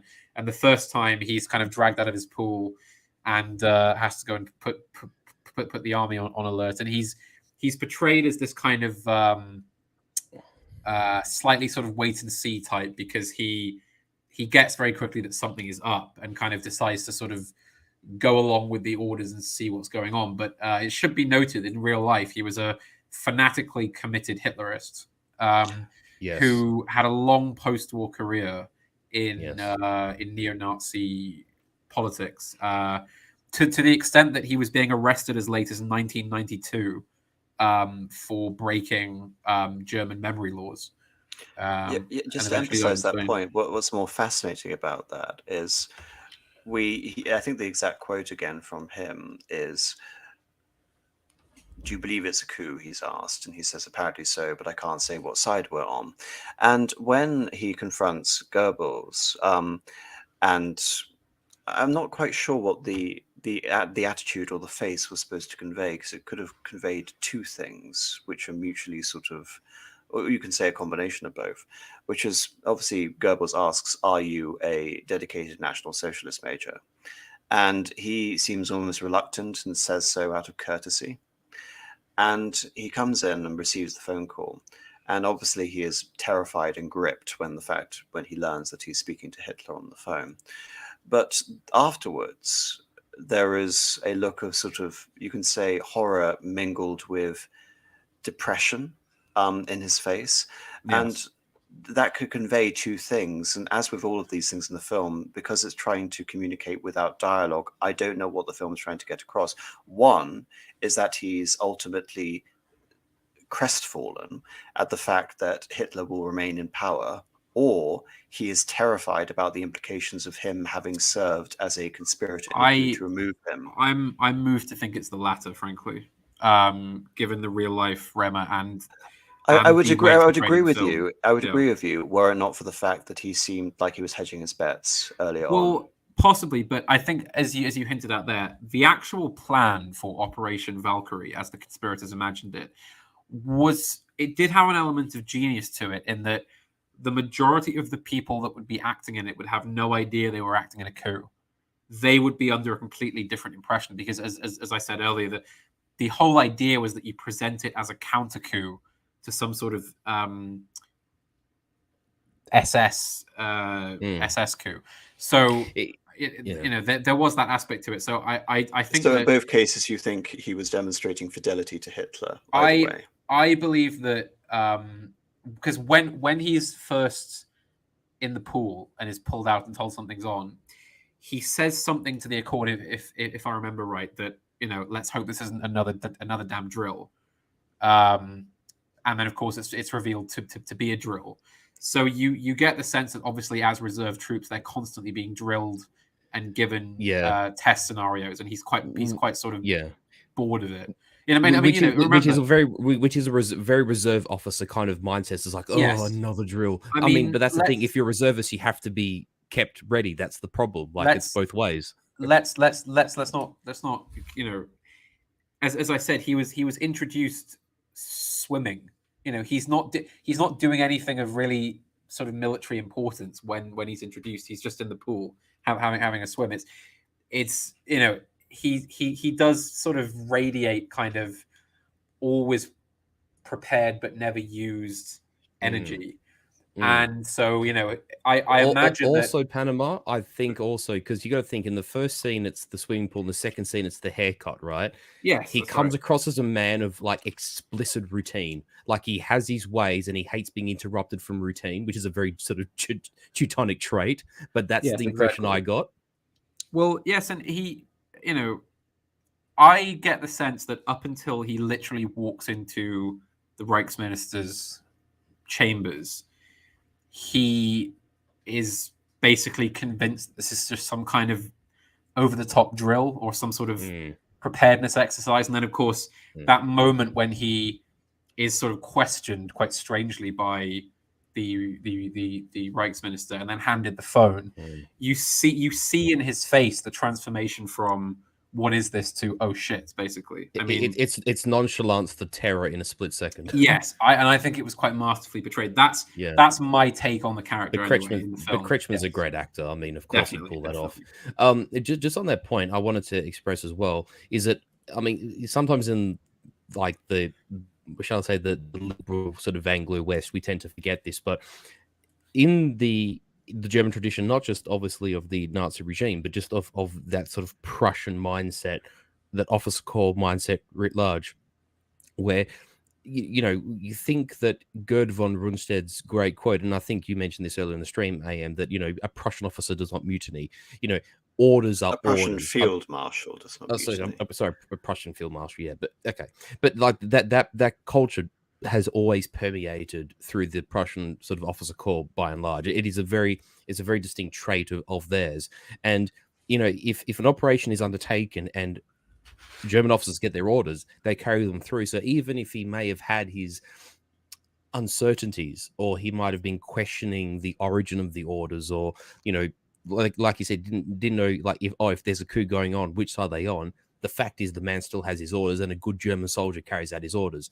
I think Kretschmann playing the role of Remmer does portray that quite nicely, is that he puts his conflict to one side and carries out his orders until, of course, the phone call, and then obviously it's all countermand, but that needs to be considered.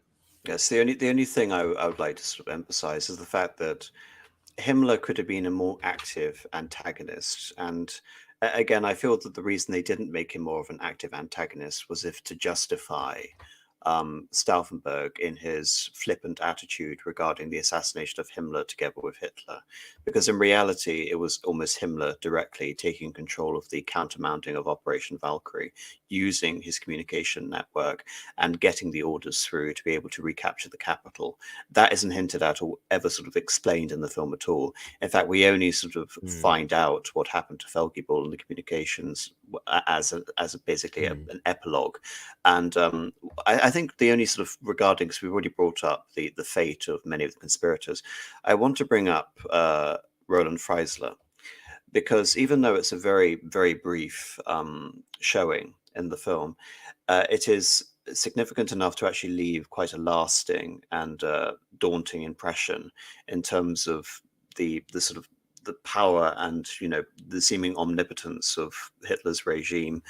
The People's Court with the bust of Hitler behind him.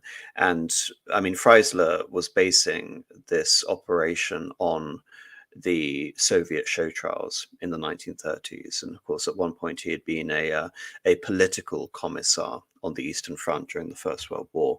So he was fascinated with this idea of the show trial, and this was supposed to be his coup de grace, because of course after the assassination attempt we have 5,000 people being rounded up and killed, high-ranking members of the conspiracy against Hitler. Tresco, of course, as is showed in the film, once he finds out the fate of the plot, commits suicide on the Eastern Front, but others aren't so lucky, such as in terms of getting a quick exit, such as Witzleben.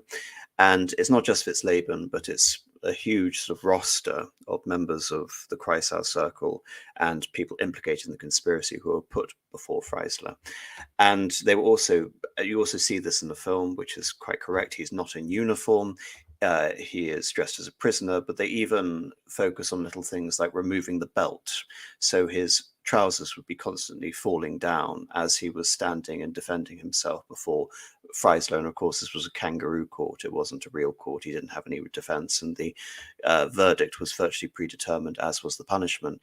But what is fascinating about this, which isn't sort of given the impression of the film, is that Freisler was so hysterical in his condemnation of the conspirators, the 20th of July plot, and the defendants were so heroic, as demonstrated just with Witzleben, in terms of standing there and being defiant and not breaking, not giving it. They want the confession. They want you to break down, confess your sins, and then beg for mercy. Drop to your knees and plead. That didn't happen, despite all of these attempts to rob the defendants of their dignity. They retained dignity. And Goebbels probably took the wise decision upon looking at the footage, because all of this was televised to be put through German film reels, so this could be viewed, and the robbing of the dignity of the condemnation of the guilt will be seen as universal.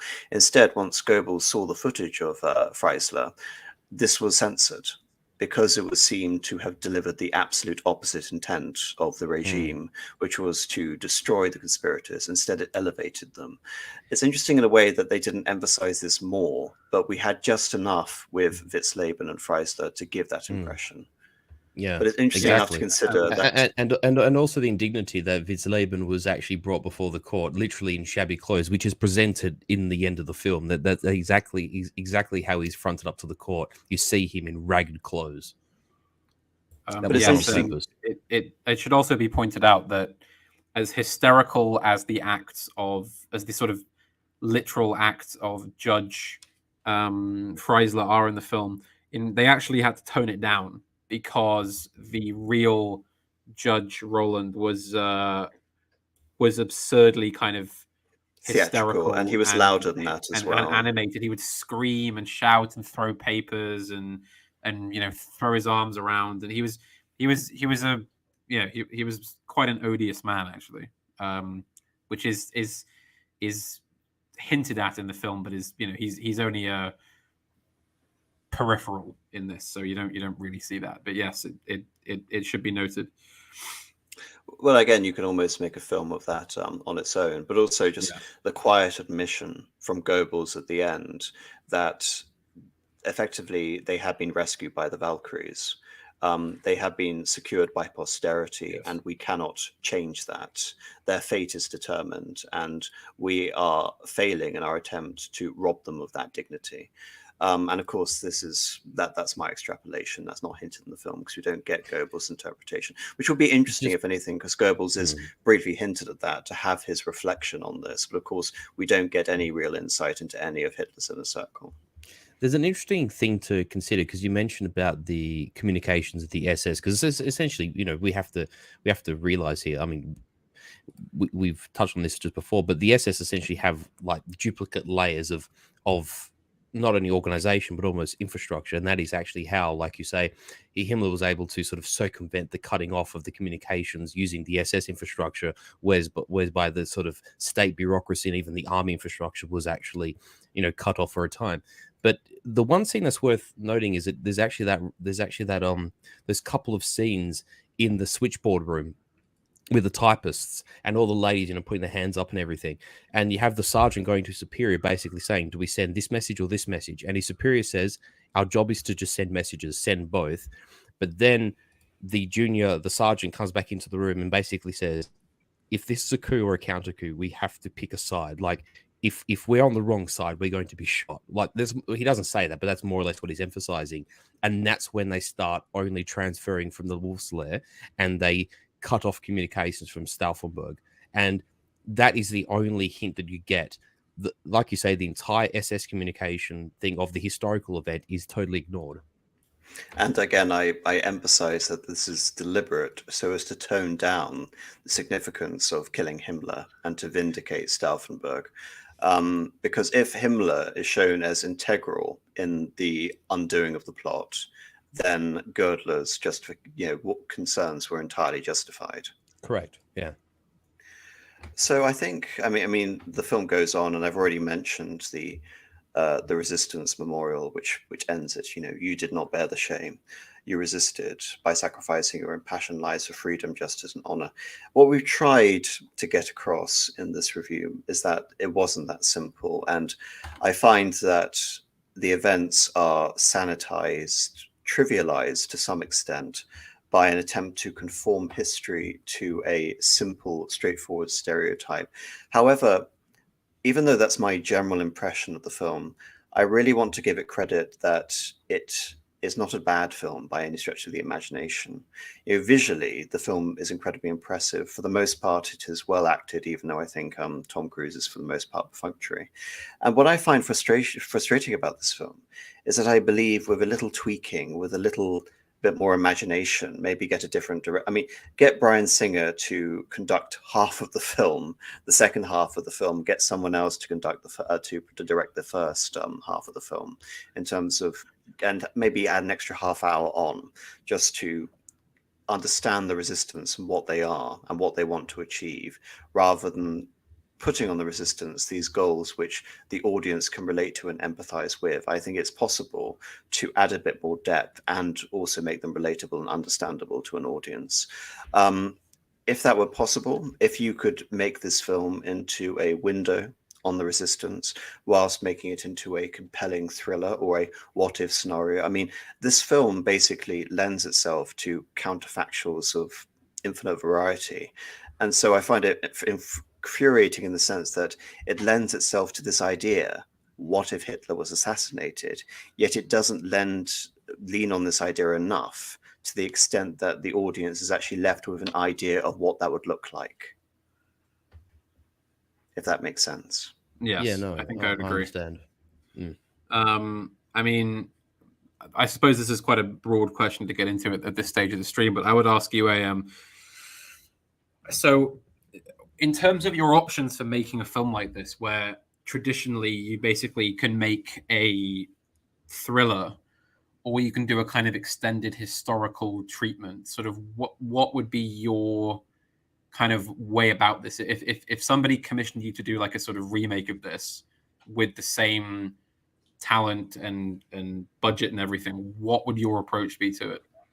What happened with this film is that it started off as a quasi-documentary, and it was repurposed into a Hollywood blockbuster thriller with a A-list celebrity who would be the main name draw. It's also important to note that Valkyrie didn't actually do very well, despite this broadening, and I would say despite the film actually achieving to some extent what it set out to achieve. I think the film only broke even if you take into account advertising. Mm-hmm. So broadening the appeal didn't make it massively successful. And the only sort of novelty that this film provides for us, apart from those who just like a good thriller, is the fact that there are so few films which treat this subject properly and try to treat it with a degree of sympathy at all.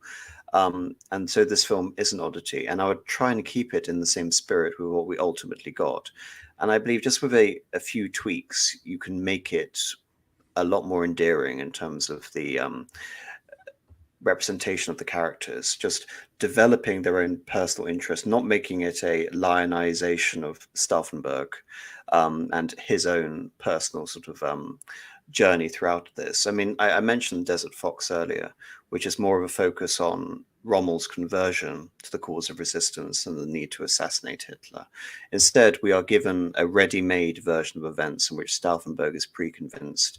On the one hand, you can say we are saved from the cheapness of having like a Mel Gibson-esque backstory with ham-fisted demonstrations of Nazi atrocities and some sort of personal grievance and revenge mission. Luckily, we're saved that. Yeah. But as it stands, because it doesn't lean into that, but it doesn't go far enough the other way, what I'm left with is just a feeling of blandness, that this film, despite what it could have achieved, only is ultimately a mediocrity in the end. And so I wonder, like I said, just add a little bit more time, add these characters. And again, if you included Himmler, what does that actually give to the film? It implies that Stauffenberg himself made a mistake, that he underestimated his peers and he underestimated his opponent. And that would add a bit of vulnerability. And that his brashness came at a higher price. Yes, and his brashness came at a higher price. He had purposely antagonized Girdler, and this would, in a sense, redeem him in part and say that Stauffenberg was overreaching in his attempts to militarily and politically contrive a situation at the same time. But we don't get that. Instead, it's everyone else's fault that Valkyrie failed. And as a result of it, Kent did nothing wrong. Yes, Superman did nothing wrong. And as a result, everyone is less interesting. I agree. I would also add, well, basically to your point there, that the film puts the brakes on itself. There's no reason it has to hold itself back and be so conventional. It could have easily been much more interesting, and I don't really see any reason why it wasn't. It wouldn't have been. I mean, other than perhaps them worrying about making the main character less outwardly sympathetic, but other than that, there's no real reason. There is one reason which I can bring up, but again, I think you can do it artfully, because Downfall is far more controversial than this film, which is, you have to remember that it's far more interesting. It's far more interesting as a result of it. But there is a pervasive paranoia in modern, post Historikerstreit Germany regarding anything that could be concerned with the political implications of sympathetic portrayals of any Germans during the war. Yeah. And rather than lean into that and actually begin a discussion, it avoided it entirely. And I do have to basically emphasize that what the filmmakers and those financing are responsible for there is emphasizing a thriller over a historical account, and for that I find it, dull and ultimately frustrating. You've added a suspenseful what-if scenario, but you haven't given that enough meat to make it interesting beyond the atmosphere once you're actually watching it.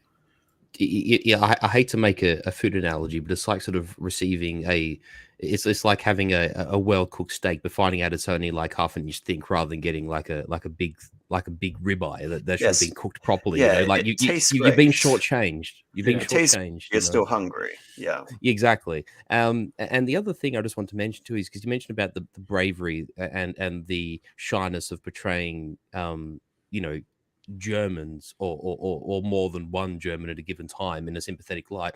This is the biggest controversy. It was the biggest controversy, and was by far the main criticism of the German miniseries Generation War, or as I said as I was calling German, Unsere Mutter, unsere Vater, like our mothers and fathers.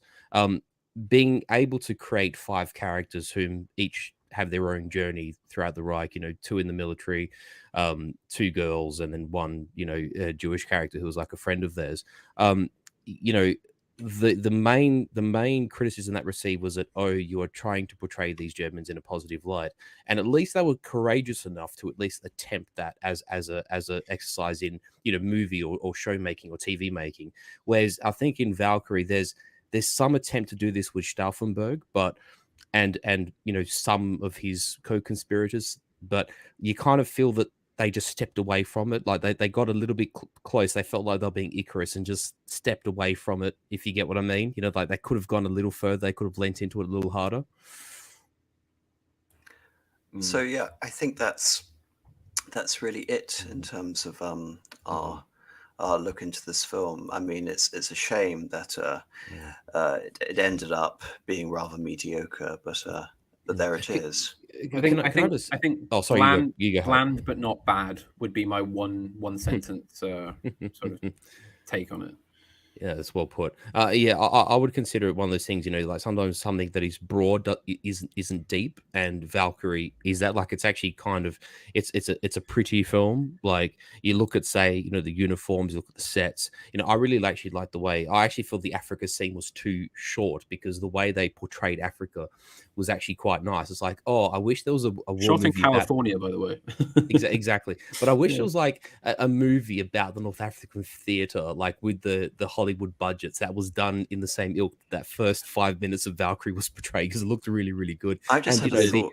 Sorry, sorry, go I've just ahead. had a thought quickly. Sorry, Yes. sorry to interrupt you, because No, this no, is of course. before I lose it. Someone in the chat has always just jokingly referenced the fact that more Himmler always makes things better. Well, do either of you remember the film The Eagle Has Landed? One of my favorite Yes. movies of all time. I've watched it several What does times. that film have? An interesting, nuanced, and compelling account of Himmler, played by Donald Pleasance. Yes. It is possible. That's right. Yes, yes, I would, and his little letter with the forged signature, and then he takes it away from the character that that Robert Duvall plays, the officer, and then when it fails, he's the one who's implicated, and Himmler gets away scot-free. Yes, Exactly. yes, that's right. Pleasance plays Himmler perfectly. I love his portrayal of Himmler in that film. It is he's as good as Himmler. That I Sublime. also Absolutely sublime. I also quite like the rather morose, sad Himmler that we see in Downfall. In this, the scenes where it's the Führer's birthday, and as they're having the champagne and sort of having their quite sort of grim last toast, you can hear the Russian artillery in the distance, and the windows are rattling, and I quite like that. He's imploring Hitler for Yes, a political solution, and Hitler, of course, is saying, I'm going to die in Germany. When I'm dead, you've got a lot to worry about. And you can see this almost pathetic standing to attention and Heil. It's quite incredible. He manages to make it depressive in so doing. But yes, because everybody knew. In fact, in the Friedrich Reck diary, he notes that everybody in Germany, whether they were a Hitlerite or not, succumbed to this kind of guilty sense of celebration as the war progressed, because they smashed France in a few weeks, and they're charging into Russia, and they've expanded into Africa. It's all going well. And then he notes that as soon as Stalingrad happened, all of a sudden everybody snapped back to reality, even though official press and propaganda covered up what was really happening. Everybody knew. There wasn't the elation, the balloon of the elation popped, you might say. Well, he just said that every person who had allowed themselves to succumb to the rush of victory all of a sudden had this big sort of like the elastic snapped, and everybody kind of gulped at once, and then it was all. I mean, one thing I like about Downfall that is only prevalent in a superficial way in Valkyrie is that sense that everybody basically knows it's all over. I mean, that even the higher ups having their kind of morose farewell to the Führer. It's that sense is, if you can capture it well dramatically, makes for fascinating watching. And in fact, we also mentioned the film Conspiracy about the Wannsee conference, which I think, as you mentioned, it actually inspired this film. I believe the writers and the higher ups were modeling some of it off of that, or an attempt to go that way. I would actually say that Conspiracy is a more gripping film than this. Even though Conspiracy is basically a play set round a table, and this is a thriller. In the context of we've been talking about Conspiracy, that there was actually a film, I think it was done in the early 90s, it would have been 92 or 93, actually called Wannsee Conference. Right. I actually can't remember if it's dubbed or not, but I believe Conspiracy was sort of drawn from that, because that was a very sort of almost dry, but a very sort of authentic extraction of events. Because it was released the same year as, like the Stalingrad film, which actually our friend Kretschmann's also in. Yeah. They were released in the same cinematic year, I'm pretty sure. Right. Well, because I know some claim that it's fake, but I believe that we have a full transcript of the Wannsee conference. So it gets dramatized quite a bit because we literally have the word for word minutes that were taken. Meticulous German note taking. Yes, exactly. Just one thing worth mentioning, because this is the grain, the seed to plant in our head, is that there's a wonderful movie that the Germans actually made, I believe it was 2012, and it was actually titled Rommel. And this would interest you, AM, given what you were saying about the Desert Fox and how it's kind of a bit of a misrepresentation. You kind of think it's a movie about the war, but it's actually kind of like this sort of, almost an epilogue about Rommel's life, without all that much action.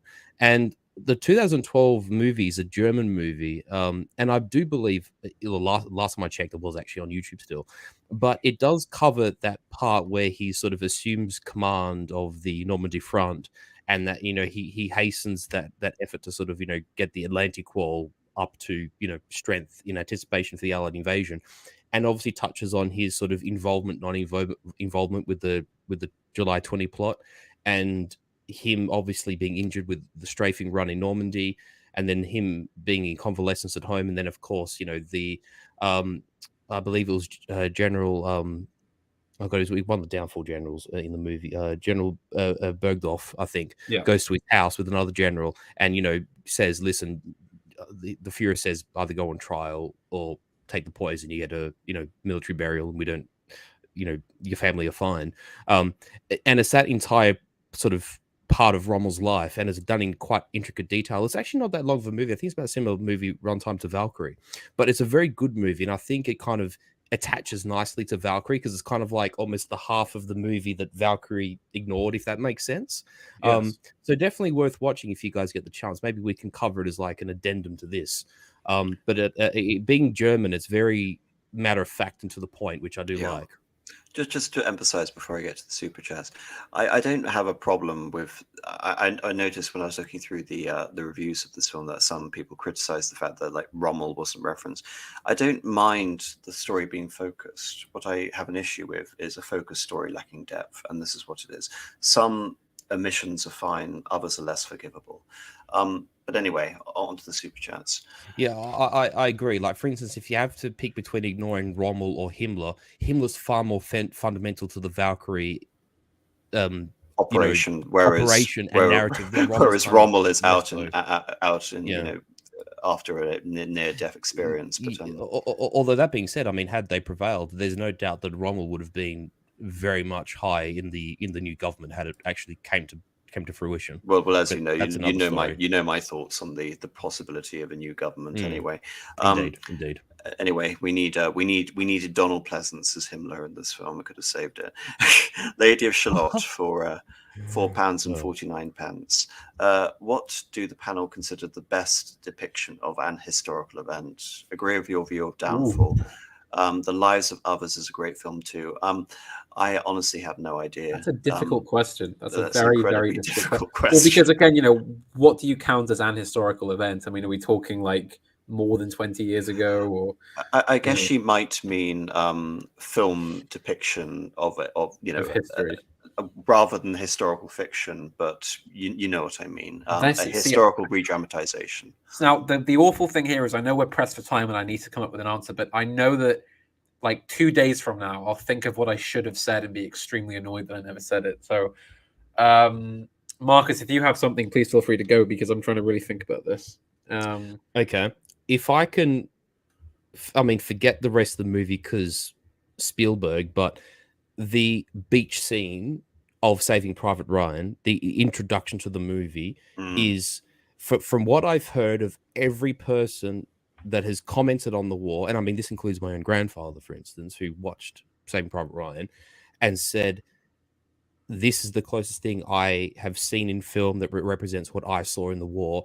And you hear the accounts, like there's so many anecdotal accounts of men with their fathers who served in the war, or grandsons, as say, like I am, whose own family members actually landed at Normandy or, Utah, the beaches in Normandy, and their grandfathers and fathers had to walk out because it actually shocked them back to, it gave them memories almost like the whole helicopter Vietnam meme, like it was actually a regeneration of those horrors that they witnessed. But that's only just the scene. I can't comment on the whole movie.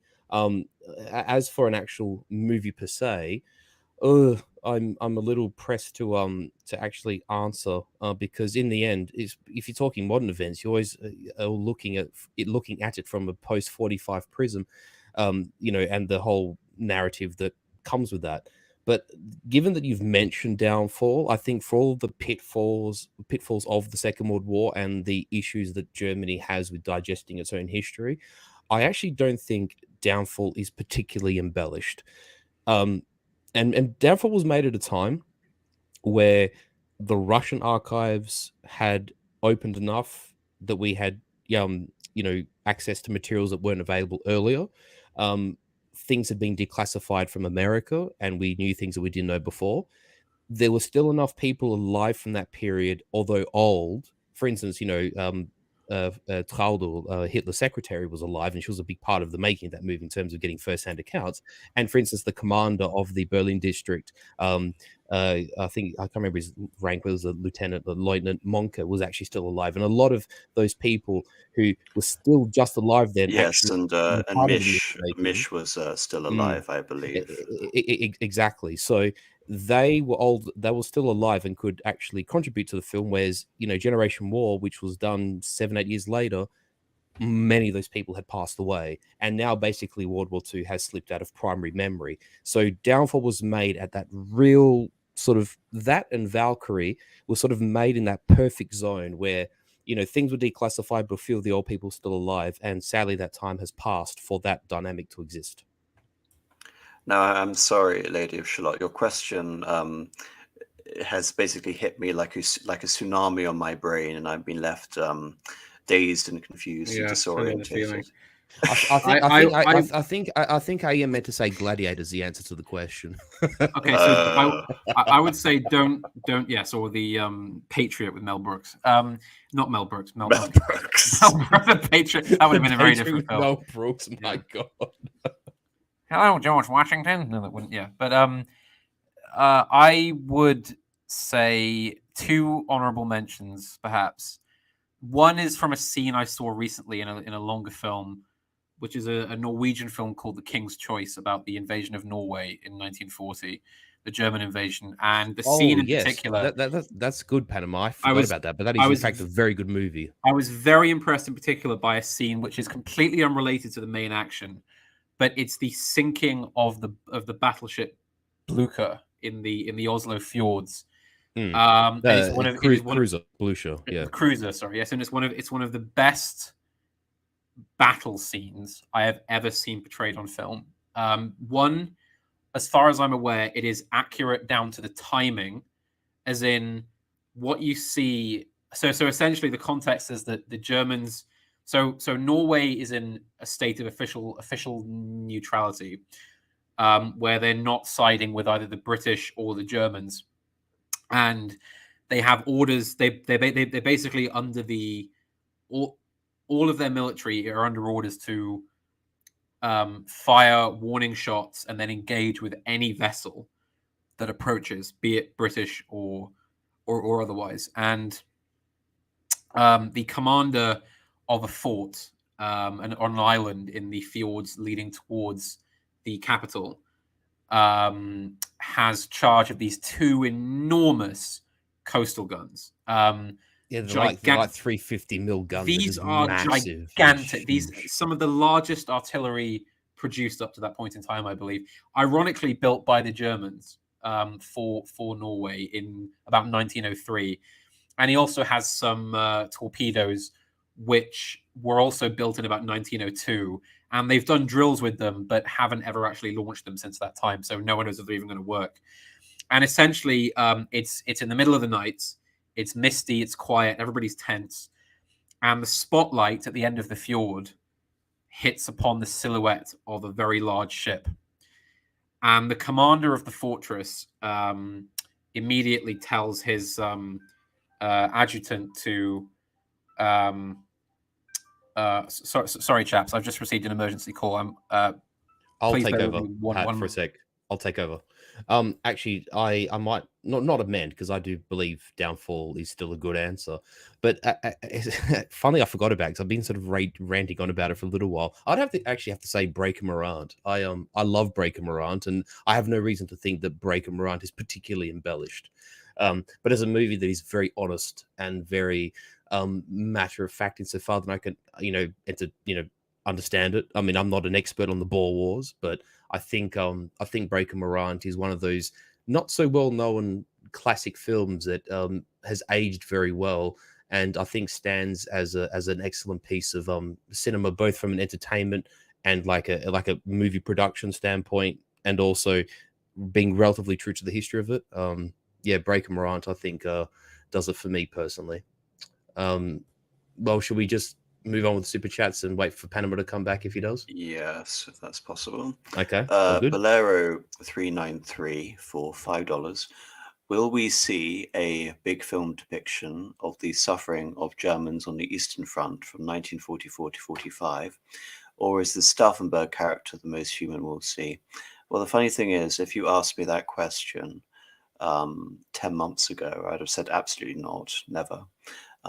Given how it is virtually impossible to do that without inciting certain feelings, regardless of how well you do it. However, now maybe it could be an exercise in stirring up anti-Russian hatred. You never know. Absolutely, yeah. Marcus 588 for $2 Australian. Thank you very much. So, which general were they portraying in Africa? I'll just look that up because none of us know. Well, I looked at the IMBD and it just said African general. I think it was unspecific. But if you think of the men who commanded the Afrika Korps in terms of German generals, forget the Italians for a second.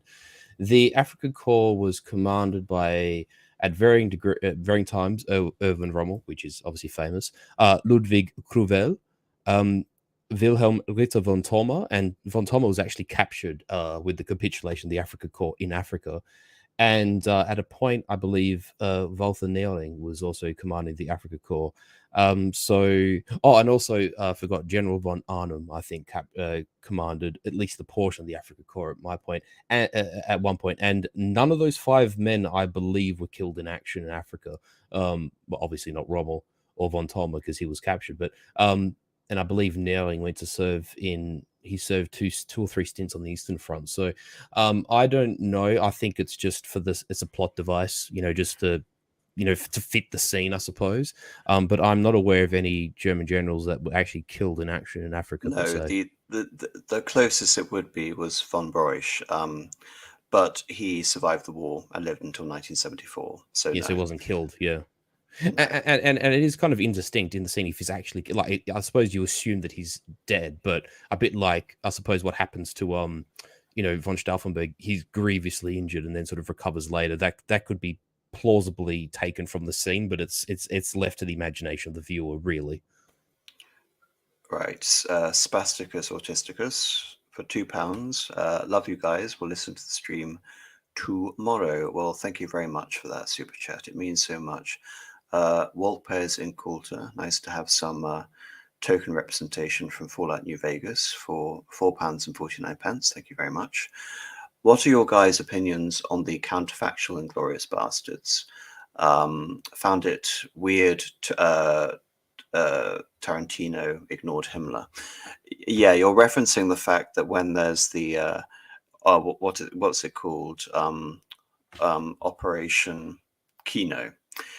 When they're obviously in the cinema, Operation Kino, not a very original name, and you have all your eggs in one basket. Who are the characters they say you need to assassinate in order to get rid of Hitler?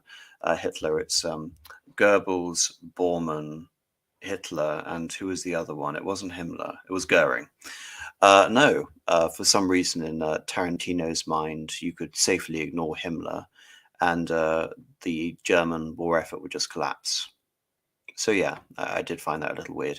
I enjoy. Interesting because like the SS was basically designed to be sort of Hitler's bodyguard, which is a strange omission. But anyway, yes. Regarding Inglourious Bastards, I mean, it is, a Jewish anti-German revenge fantasy, but I enjoy it for what it is. It's basically a guilty pleasure of mine, and I love.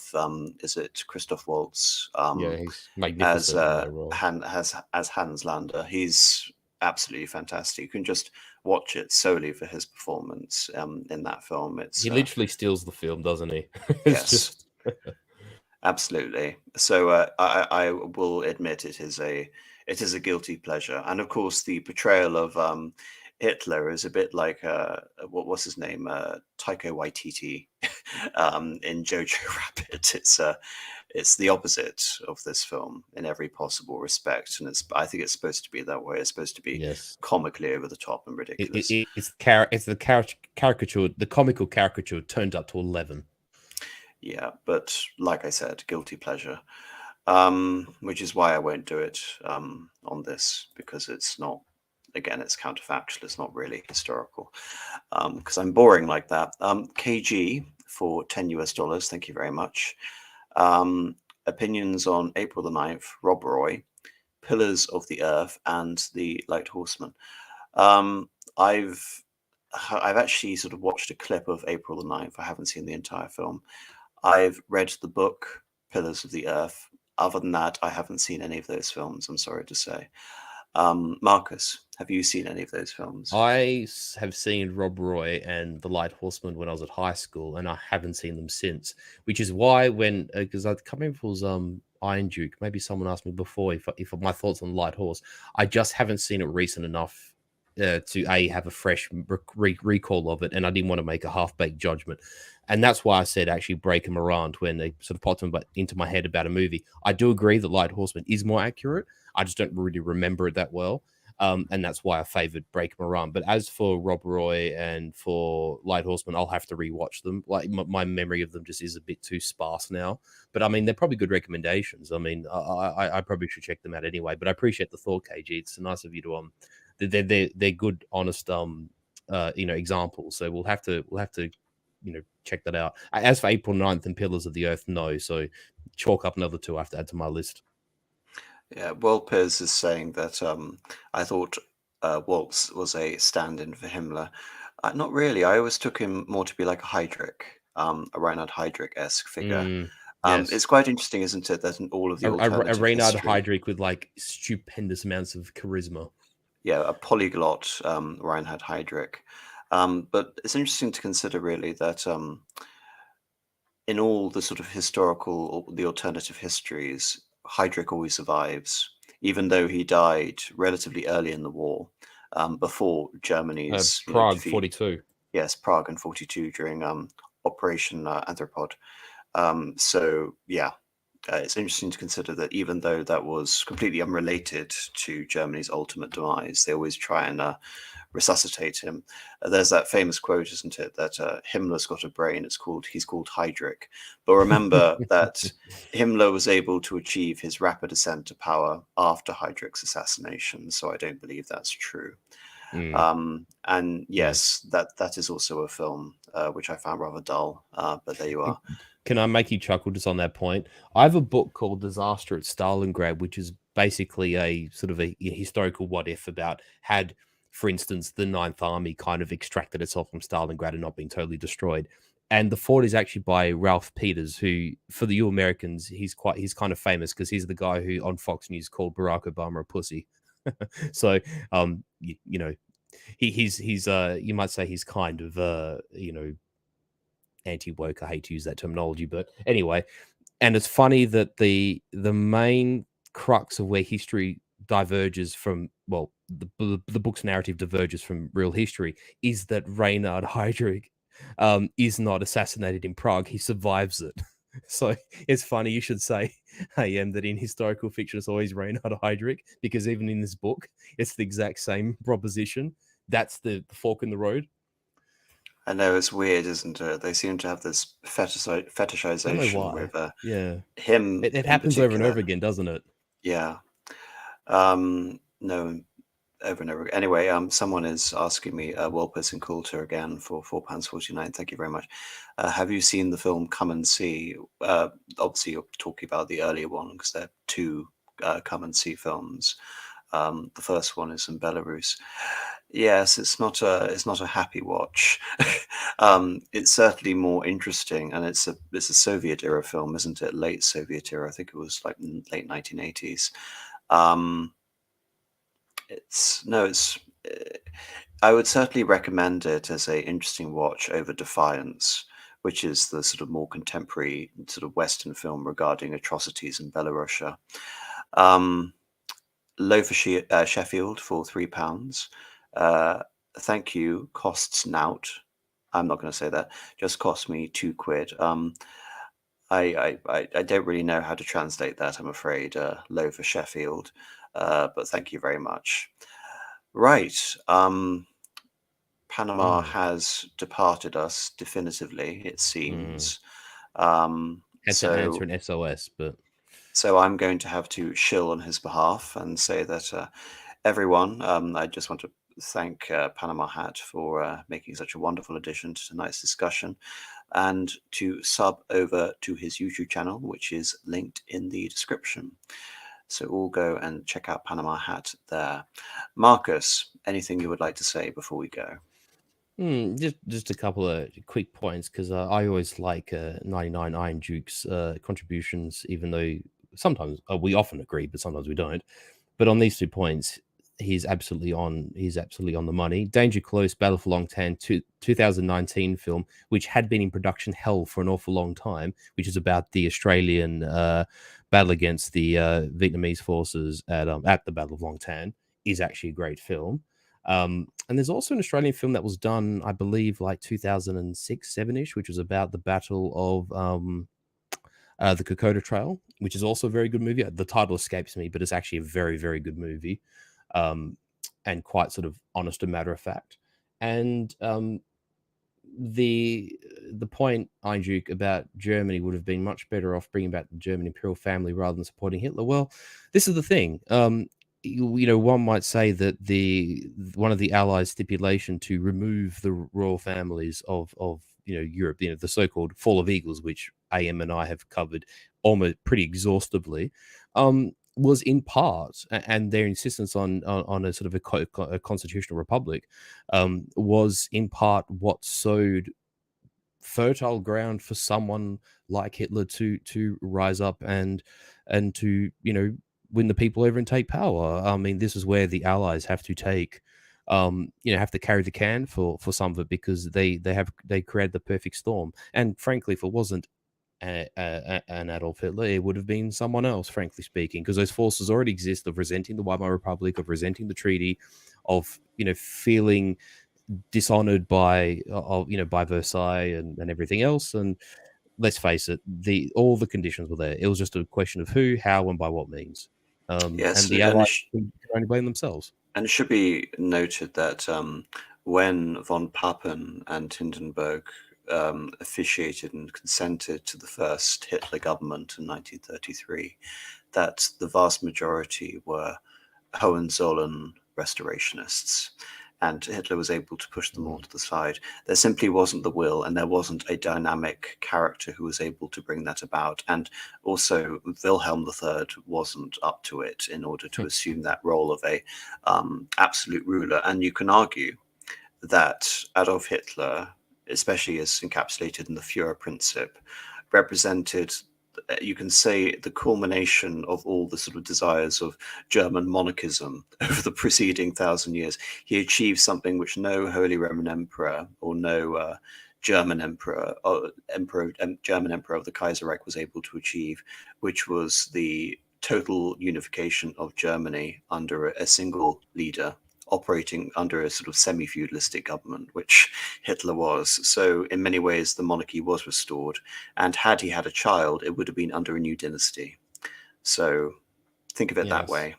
And I have to just point out that someone there at the bottom, in reference to Das Boot, is a reference to "It's a long way to Tipperary."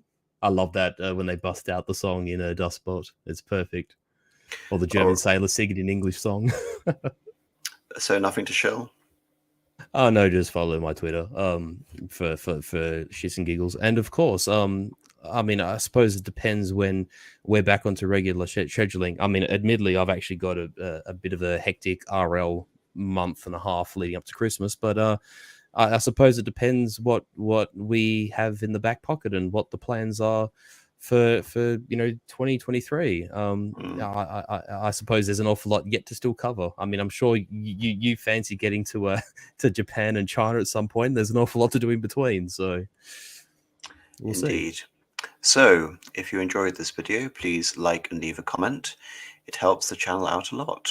To see more content like this, subscribe to Apostolic Majesty. If you want to support the channel and gain access to members-only content, please consider becoming a channel member.